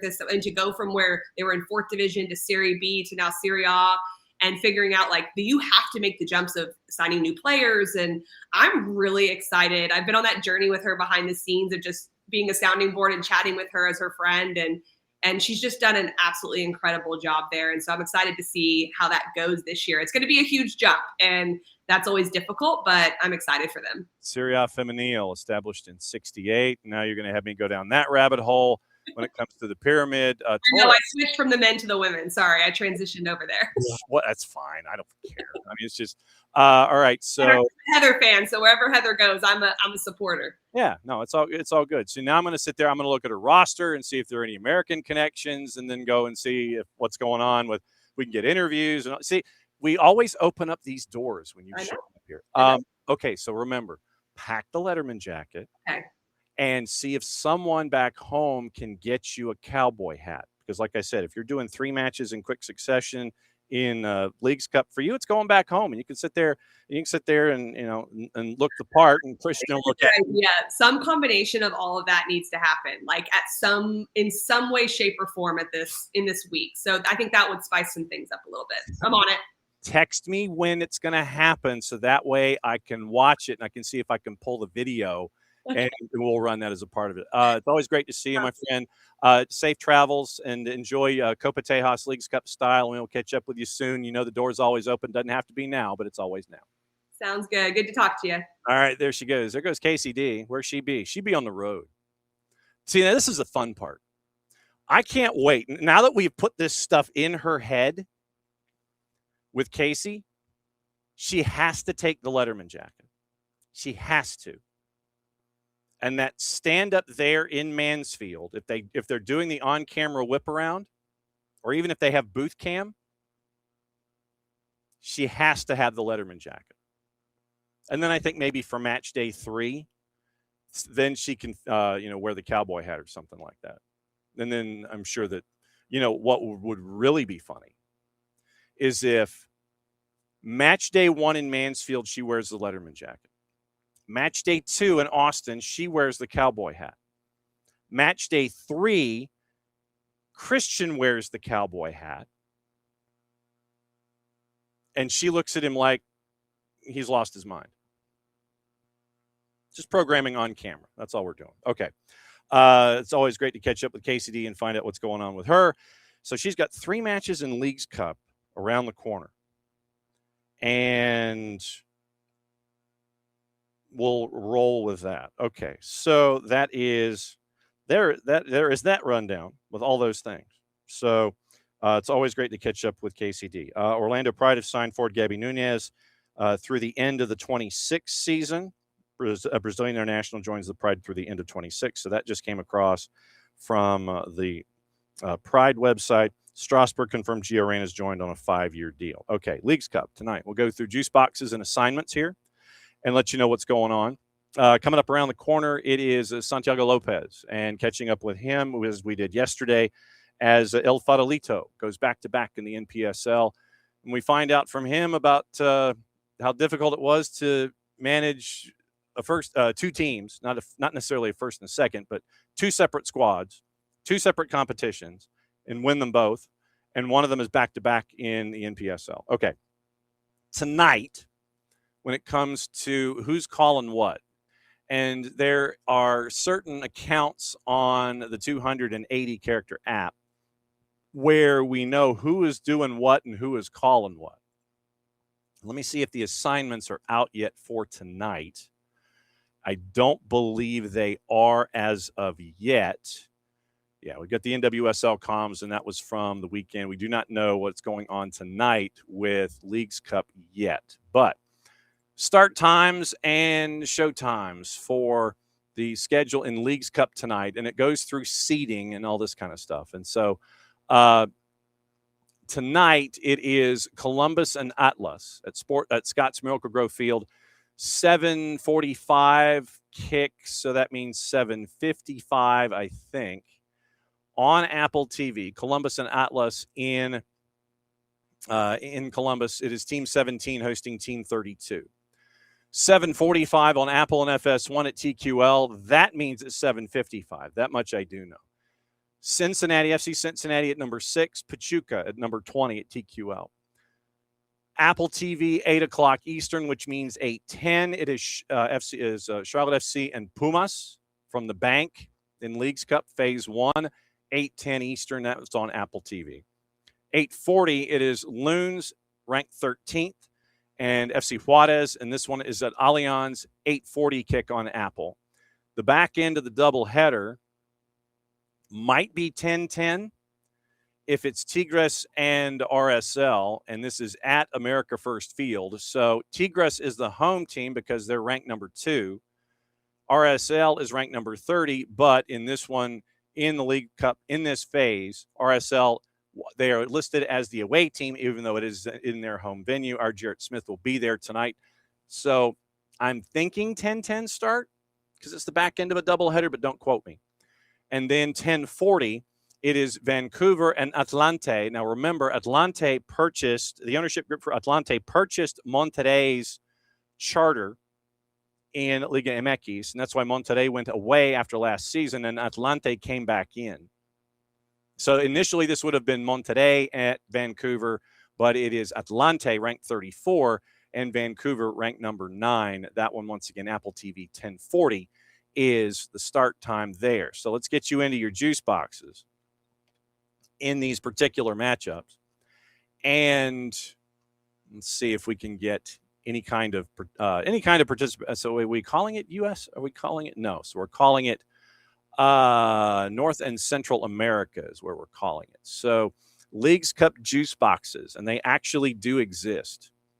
So tonight, Crew at home is a minus 125. Draw with Atlas is a plus 275. And Atlas to win on the road is a plus 320.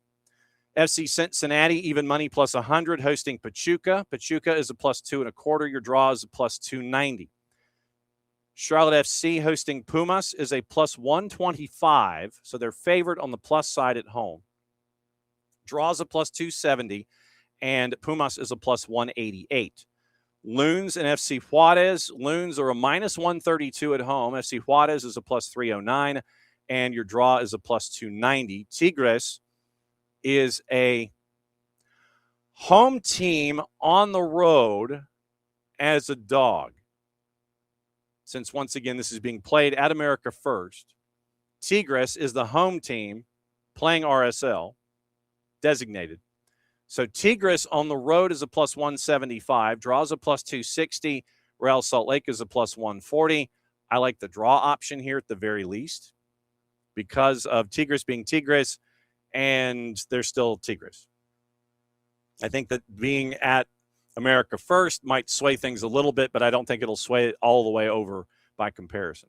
Then your late game with Vancouver Whitecaps and Atlante. It is Vancouver at a minus 400. No real surprise. Atlante being the new club in Liga MX. Atlante is a plus 1,000, and your draw is a plus 475. Now let's find out who is where and who is doing what. Do we have Leagues Cup assignments? That would be assignments. So do we do MLS here technically? So that's a good question. So is it all right? So that's 8-1. So do we have Leagues Cup ref assignments? So hang on. Leagues Cup. Because I tried to go into the pro website and it didn't give it to me there. So let's see if we have Leagues Cup ref assignments and where they would be. Interesting. So Cup appointments, Crews confirmed, Leagues Cup referees. Interesting. So I don't know. Where would we find these? Maybe if I find them soon, I'll have an answer. But I would have thought that, is it a CONCACAF? Well, would it be a CONCACAF thing? I don't know. That's a good question. How to watch? No. Wow. Okay. So yeah. See, now I'm mad. All right. So Leagues Cup, MLS assignments. USL, MLS back on the 29th. So pro. See, this is, yeah. See, now I'm Leagues Cup referee assignments. You see, now it's this. I'm trying to do it this way, and it's not giving it to me. So that's all I want. I just want the referee assignments. Upcoming referee appointments, World Referee. So worldreferee.com would... No, that's not what we're looking for. I don't want La Liga either.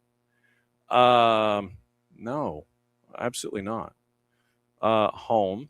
So I don't want that. See, now this is, we seem to have hit a snag. Yeah, no kidding. You got La Liga assignments. Up. Go away. All right, so competitions, World Cup, Serie A, Bundesliga. So, okay, so you don't want to give me the competitions that you have. So, short of knowing who the La Liga are, short of knowing the La Liga assignments coming up on the 16th in the schedule, World Referee is not giving me anything. So, I have no idea. And when I figure it out when we're off the air, it'll probably take me about 7 minutes. And then it'll be like, oh, okay, so now I know who it is and how we can chase after them. So, anyway. I thought I was going to be able to give you ref assignments, but apparently they're not readily available. All right, well, then so be it. Okay, it is that time where yesterday we caught up with the NPSL champs and Santiago Lopez. And he is carrying on a family tradition with the El Farolito franchise in the NPSL. Amateur club. And there are times when, we'll be looking at them in Open Cup or things like that, and they'll knock off a couple of folks, like beat Sacramento, go a couple of rounds, those kinds of things. And this season, they had 2 teams going at the same time as an amateur club, chasing after 2 separate competitions, winning both of them. And last time, the last one of the 2 was the NPSL championship this past weekend in Bristol, Virginia, knocking off Bristol Rhythm. So we caught up with him. And for those of you watching on the video side, it's going to look a little weird because Coach Lopez was trying to get a computer to work in his office, and it wasn't working. So he had to race out to his car and fire up his laptop and sit with that laptop in his lap in the passenger seat of his car to do this interview. And this is stage 1 of 2. We're going to catch up with him again next week to find out about dealing with the amateur landscape and multiple clubs and what they're looking to do in continuing the traditions and trying to make El Farolito a place where you can learn the game if you're in your teenage years and have multiple teams and go MLS next. And that was another step that they took this season. So it was really interesting to find out about that as well. But that deeper conversation is going to be next Tuesday on the network. So we'll have that conversation probably hour 2 next week, as opposed to having it live because it would be 7:00 in the morning. So here's stage 1 of a conversation that we had with Santiago Lopez, the head coach at El Farolito in the NPSL, about doing a bunch of different things at once. And here in 2026, coming out of champ, not once, but twice, and going back to back in the NPSL. Have you recovered? Are you recovering? Where are you after all of this whirlwind has completed itself, at least this round? Great to see you again, John. Thank you for the invitation. Yeah, we flew back last night. I could tell you that it's been a real trip. Fatigued, finally got some sleep, not to think about so much strategy and things. So finally getting some rest. But yeah, it's been great and very tiring. Well, and at the same time, I don't think a lot of folks know that you were chasing after multiple championships at the same time. That had to have been chaotic. Yeah, just a rotation. We're very fortunate to have a good squad, players that are around the area that want to contribute. So the season we had a second team in the San Francisco Soccer League, football soccer league, and yeah, we had some players that could step up and just rotation to try to make the quality stay and the level stay high. Continuity for me in a situation like this. I mean, look, I'm looking at it from a journalist perspective. That to me was it's crazy to see what you were trying to pull off. How is this from a coaching perspective with a first team and a second team? And okay, you've got to go here and do this, and you're going here to do this championship, and we're going to Bristol. And I mean, this sounds like a logistical, like a logistical dictionary or a how-to, man. How did you pull this off? Yeah, we never planned it. They present us the opportunity to play in the Amateur Cup. We never done it before, and it hasn't been done in a long time. And we said, absolutely, we want to always learn. We want to make sure our players get exposure, that they get minutes, that help them out in their development. So yeah, without a doubt, it was just a great learning experience, and there's definitely room to improve. When you're assembling first and second teams, I mean, I don't think a lot of folks know ages and levels of experience and all this kind of stuff. How many folks were taking time off of like real world jobs to go and be either a part of the first team or the second team? And I mean, there's a lot of sacrificing going on, I would imagine. Yeah. So for the Utah trip for the Region 4, we already knew those dates.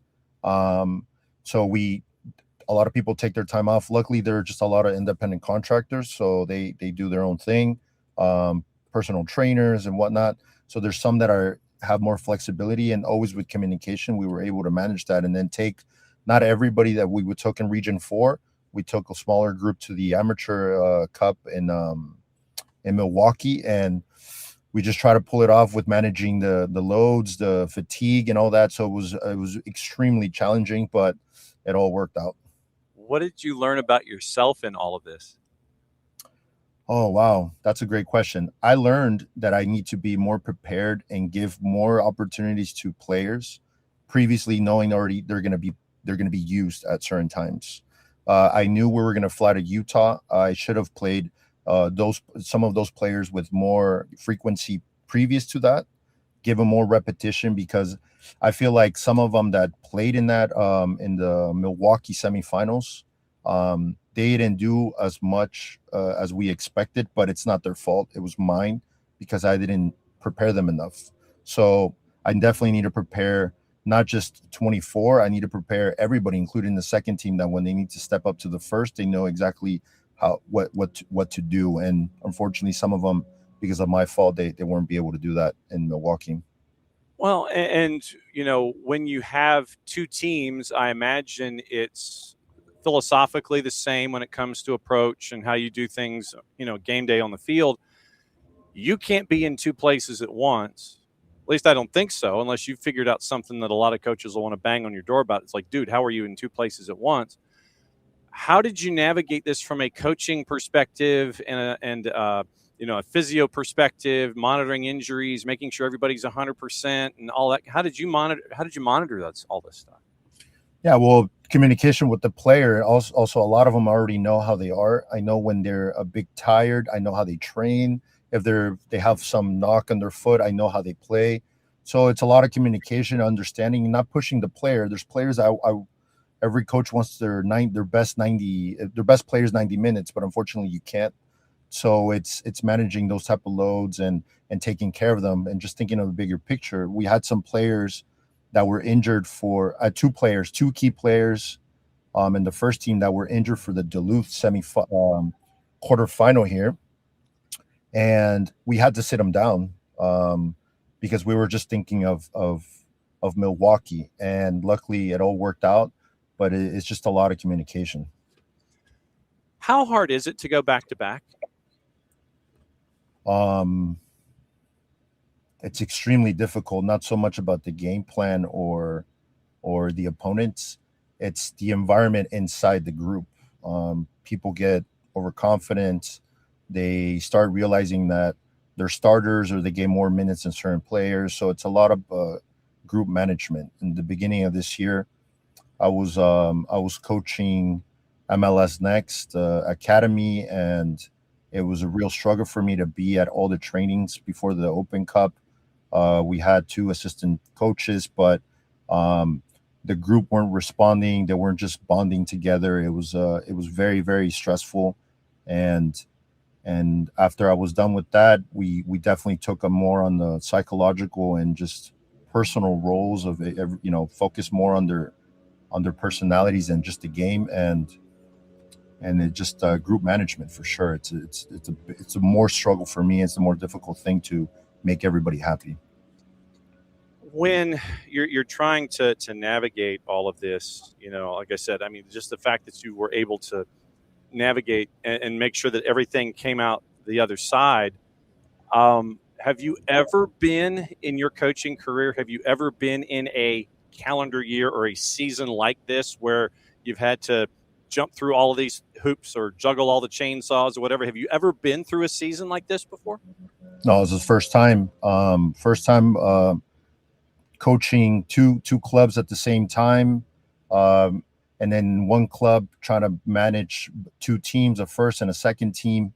The travel around this area, the traffic, being away from home, then competing at the Amateur Cup and NPSL.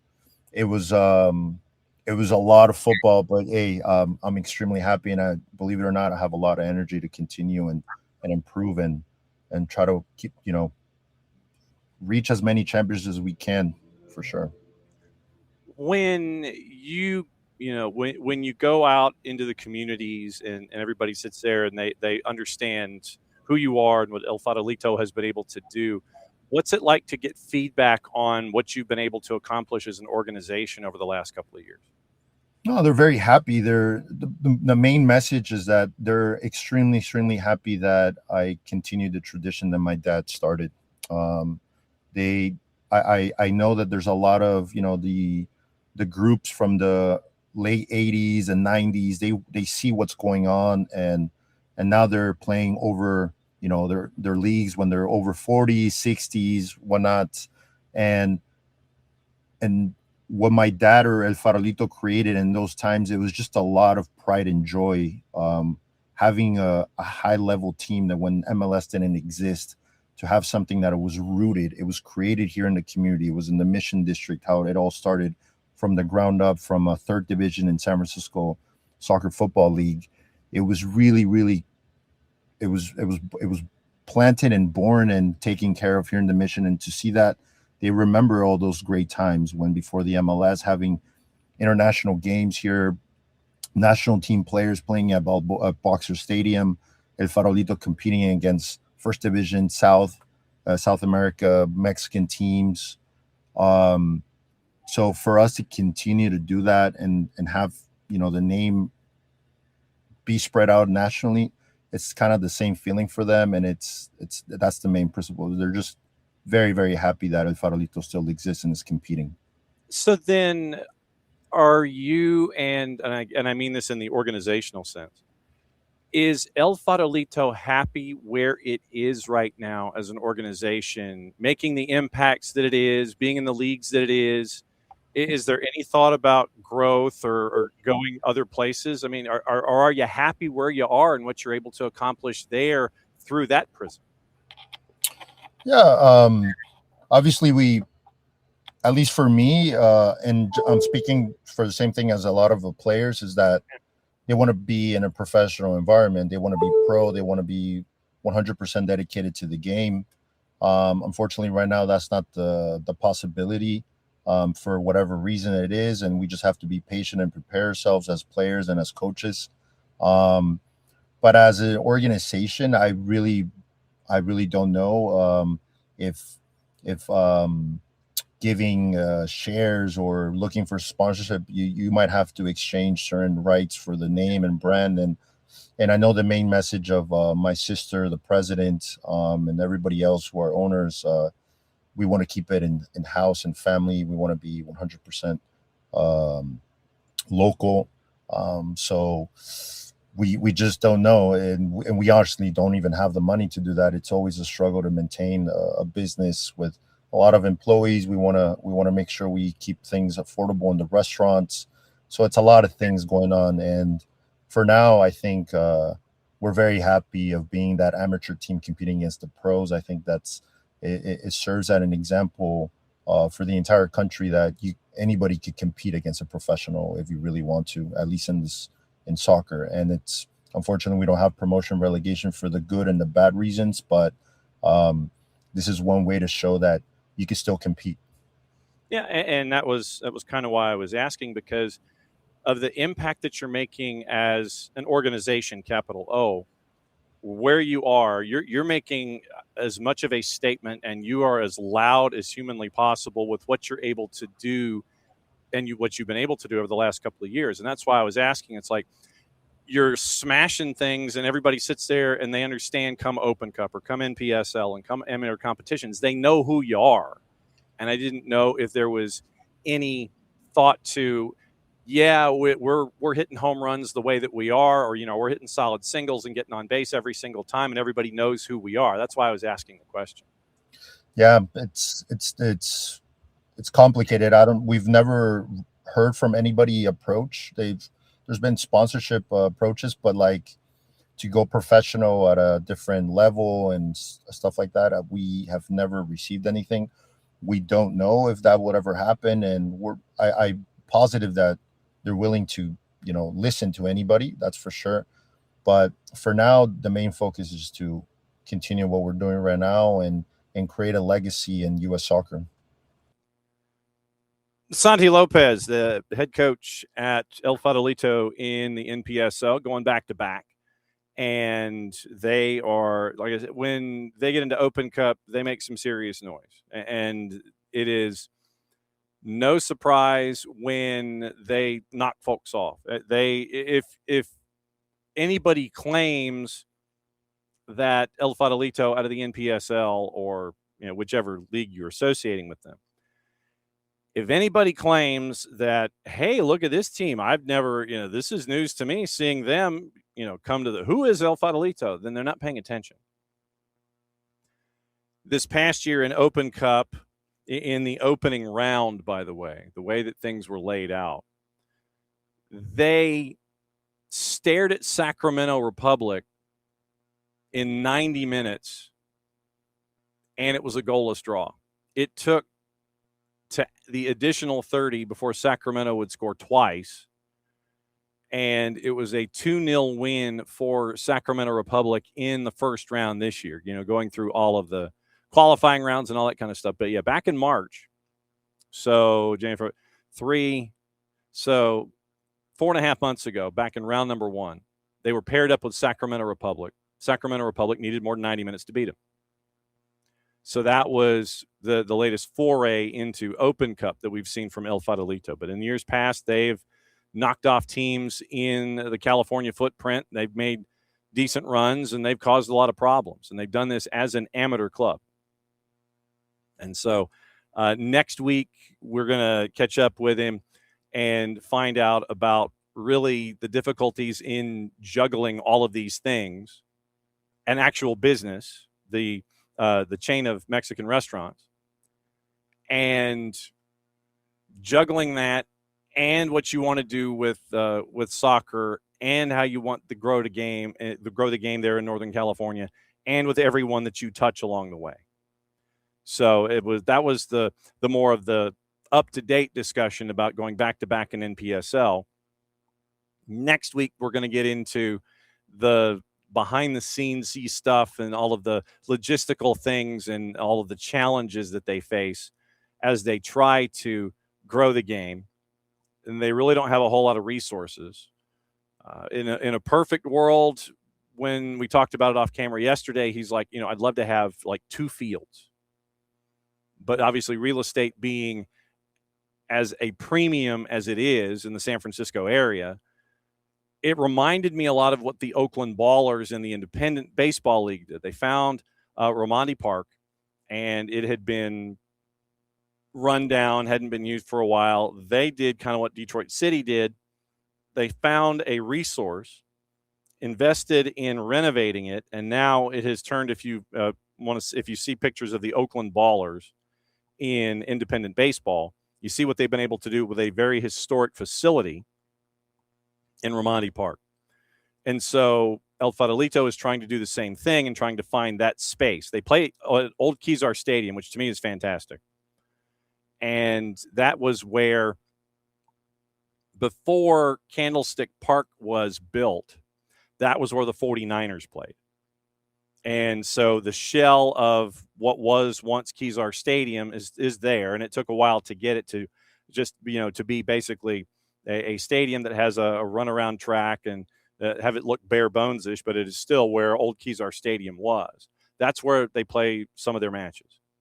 And so trying to find offset real estate where they could have 2 fields to have all these teams, as they've now dived into MLS Next, in addition to what they're doing in the San Francisco area, and creating all these opportunities and all these successes for El Farolito as a franchise, while still being an amateur club and running a business. So that's all that they've been doing. They need to have, if they figured out how to clone themselves, that would be fantastic for them. So anyway, that's the early part of our story and catching up with our friends at El Farolito. And I can't thank Coach Lopez enough. You heard about 3.5 minutes ago or 4 minutes ago, you heard the plug-in. You kind of heard the plug-in kind of drift in and out of his laptop. That was why we had to stop the conversation right there, because the computer died. And so that's why, and also we're going to pick it up there next week. So that's the rundown there. All right, let me say hi to everybody who's been in here this morning. Oh, relaxing mistakem. You're going to get bumped off of here. Add to restream block list. Yes. So morning, Abby. Morning, Unk. Morning, Catalucci. Morning, David. And, I'll get into the Almada thing here in a second. So morning, Michael Head. Morning, Alex. Morning, David. Okay, so when I got into the discussion about Thiago Almada, let me see if we have an update this morning on Thiago Almada from where we were. And let's see. All right. Let's see. Yeah. And so it was Jose Boto, his quote that we mentioned this morning. I didn't go to Argentina to convince Almada because it would be stupid on Almada's part if I had to go to convince him. So played in Brazil for 6 months, knows about the greatness of Flamengo, dealt with several matters there. One of them was the Almada issue. Went there to make it clear to them that we will not enter into auctions. And this is translated. I mean, what we had agreed upon is what it will be, as if he wants to come to Flamengo. So that was Jose Boto when he was grabbed at the airport and at the car park. Looks like he's coming out of the terminal and heading to his car. So that's the latest from that perspective. Jornal do Flamengo has they are aware that 2 reasons are hindering the arrival. Negotiation between Flamengo and Thiago Almada remains open, but the Rubro Negro knows, and this is translated from Portuguese, 2 factors have been complicating a positive outcome. First involves family issues for the Argentine midfielder. Second, related to the player's desire to live in Buenos Aires, a city considered more suitable for the family at the moment. After playing for Botafogo and living in Rio, Almada has come to see the Argentine capital as the ideal destination for the next stage of his career. Information published by the UOL portal. And so the Boto quote is up and around this morning. And so Kacey, right, okay, so everything is circling back to the Jose Boto, Flamengo sporting director quotes from outside the airport. What we agreed on is what will happen if he wants to come to Flamengo. We don't participate in bidding wars or auctions or whatever word you want to use. Boto also put the economic dimension from Kacey in context. Do you know how many transfers of 20 million euros or more have already been made in Brazilian football? Only 7. Clear reference to the amount of what Atletico is seeking, having paid 21 million euros for half of Almada's rights in June of 25. Concluded with a statement. Boto, Almada may come, someone else may come, or no one may come at all. But if he does come, rest assured that Flamengo will not go bankrupt. And so River Plate chasing, and considering that River Plate has lost, I think, 5 in a row in competition, 9, and they don't have a decision in 9. River Plate might be somewhat accelerated in the idea to sell or to purchase, and look at it from that perspective. You mentioned, David, the idea of not getting paid, and there is an article that is up from Catherine Batty at the Telegraph, and we're going to chase after Catherine, where she does a play-by-play of the John Textor Michelle Kang saga. And this would be today's required reading if you can find a way to get into the Telegraph. And here is that, and I posted it in the timeline. So this is the Catherine Batty article on the John Textor / Michelle Kang relationship, how incredibly testy it is.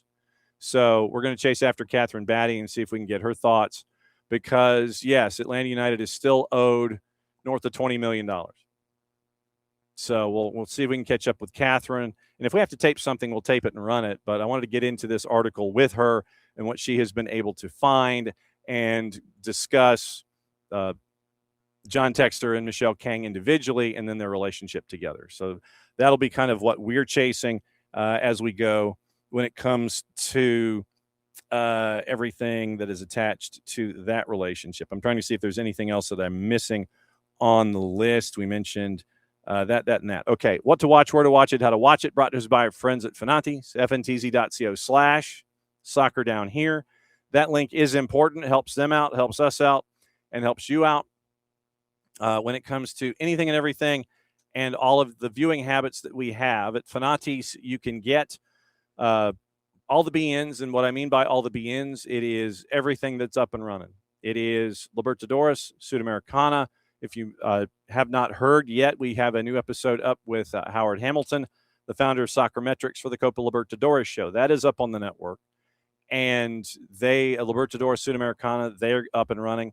You've got Middle East and North Africa. WAFCON is still in the group stage. They're through. Most of the teams are through match day 2. I think we're heading in toward match day 3, and we're efforting our friend Ali Howarth and seeing if we can catch up with him and find out what's going on at WAFCON. Obviously, the big story, Malawi with the Chewinga sisters, and with Malawi in their first appearance, knocking off 2 clubs. They're 2 wins so far in their first 2 match days.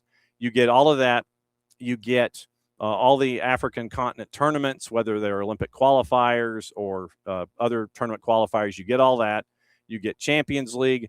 You get Middle East, North Africa. You end up with the French League, the Polish League, and the Turkish League. All of that on all the BNs. You get ties to Tigo Sports. You get ties to CATV.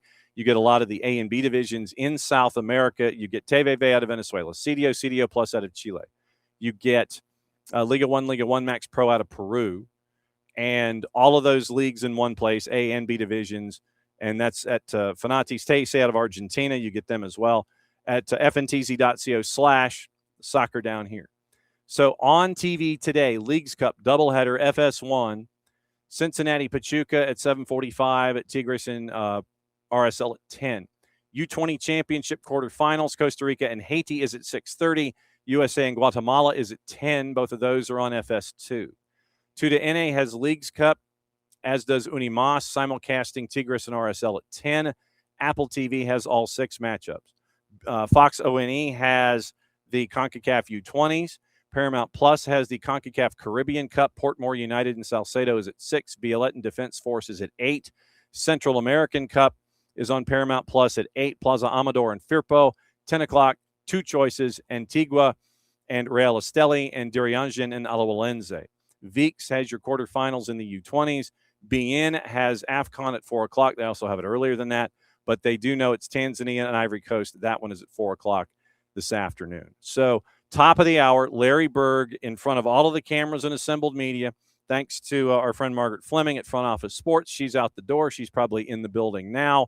And, excuse me, and getting ready for all of that. We'll have sound on that tomorrow. We're catching up with Kaylor Hodges tonight.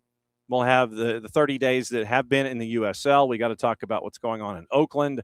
And we'll talk about everything else going on in USL Championship League One. And if anybody can find a Prinks tire, I'd love to see it. Dylan Butler, fresh off of probably the night shift and the overnight shift, and talking about everything Leagues Cup. We will talk with Dylan about that, and we'll do the preview part with Dylan as well, if he's awake tomorrow at 10 o'clock. So Kaylor Hodges joining us tomorrow. Dylan Butler hopefully joining us tomorrow if he's awake from his time at MLSsoccer.com. Thanks to all of y'all. And let me thank each and every one of you for being a part of things. Thanks to Margaret Fleming and everything that she does at Front Office Sports on the business side of things. Thanks to Richard Dixon, who is now the head coach at Chattanooga Football Club. Interim title taken away. Then Kacey D, great to catch up with her now that we've planted ideas in her head. Keep an eye out for her presentations for the Texas matchups in in Leagues Cup, and for Santiago Lopez for stage 1 of our conversation with him and El Farolito in the NPSL. That's another rundown of everything here at SDH AM. Tonight, it is Atlanta Soccer tonight, if my memory serves, and it will be an opportunity for Jason to be first in the barn to discuss the Larry Berg press conference. Atlanta Soccer tonight at 10 o'clock, 92.9 The Game in the Odyssey app. It's going to be Larry Berg, Mauricio Pochettino, and where Jason thinks priorities need to be from here. So we'll keep an eye out on all of that. To all of you there, from all of us here, thanks for dropping by. It's another go round of SDH AM. Since it is the end of the show, that means I get to do this. Back at it again here in a little less than 22 hours. Mucha plati, I'll play it safe. We will catch up with you again tomorrow morning.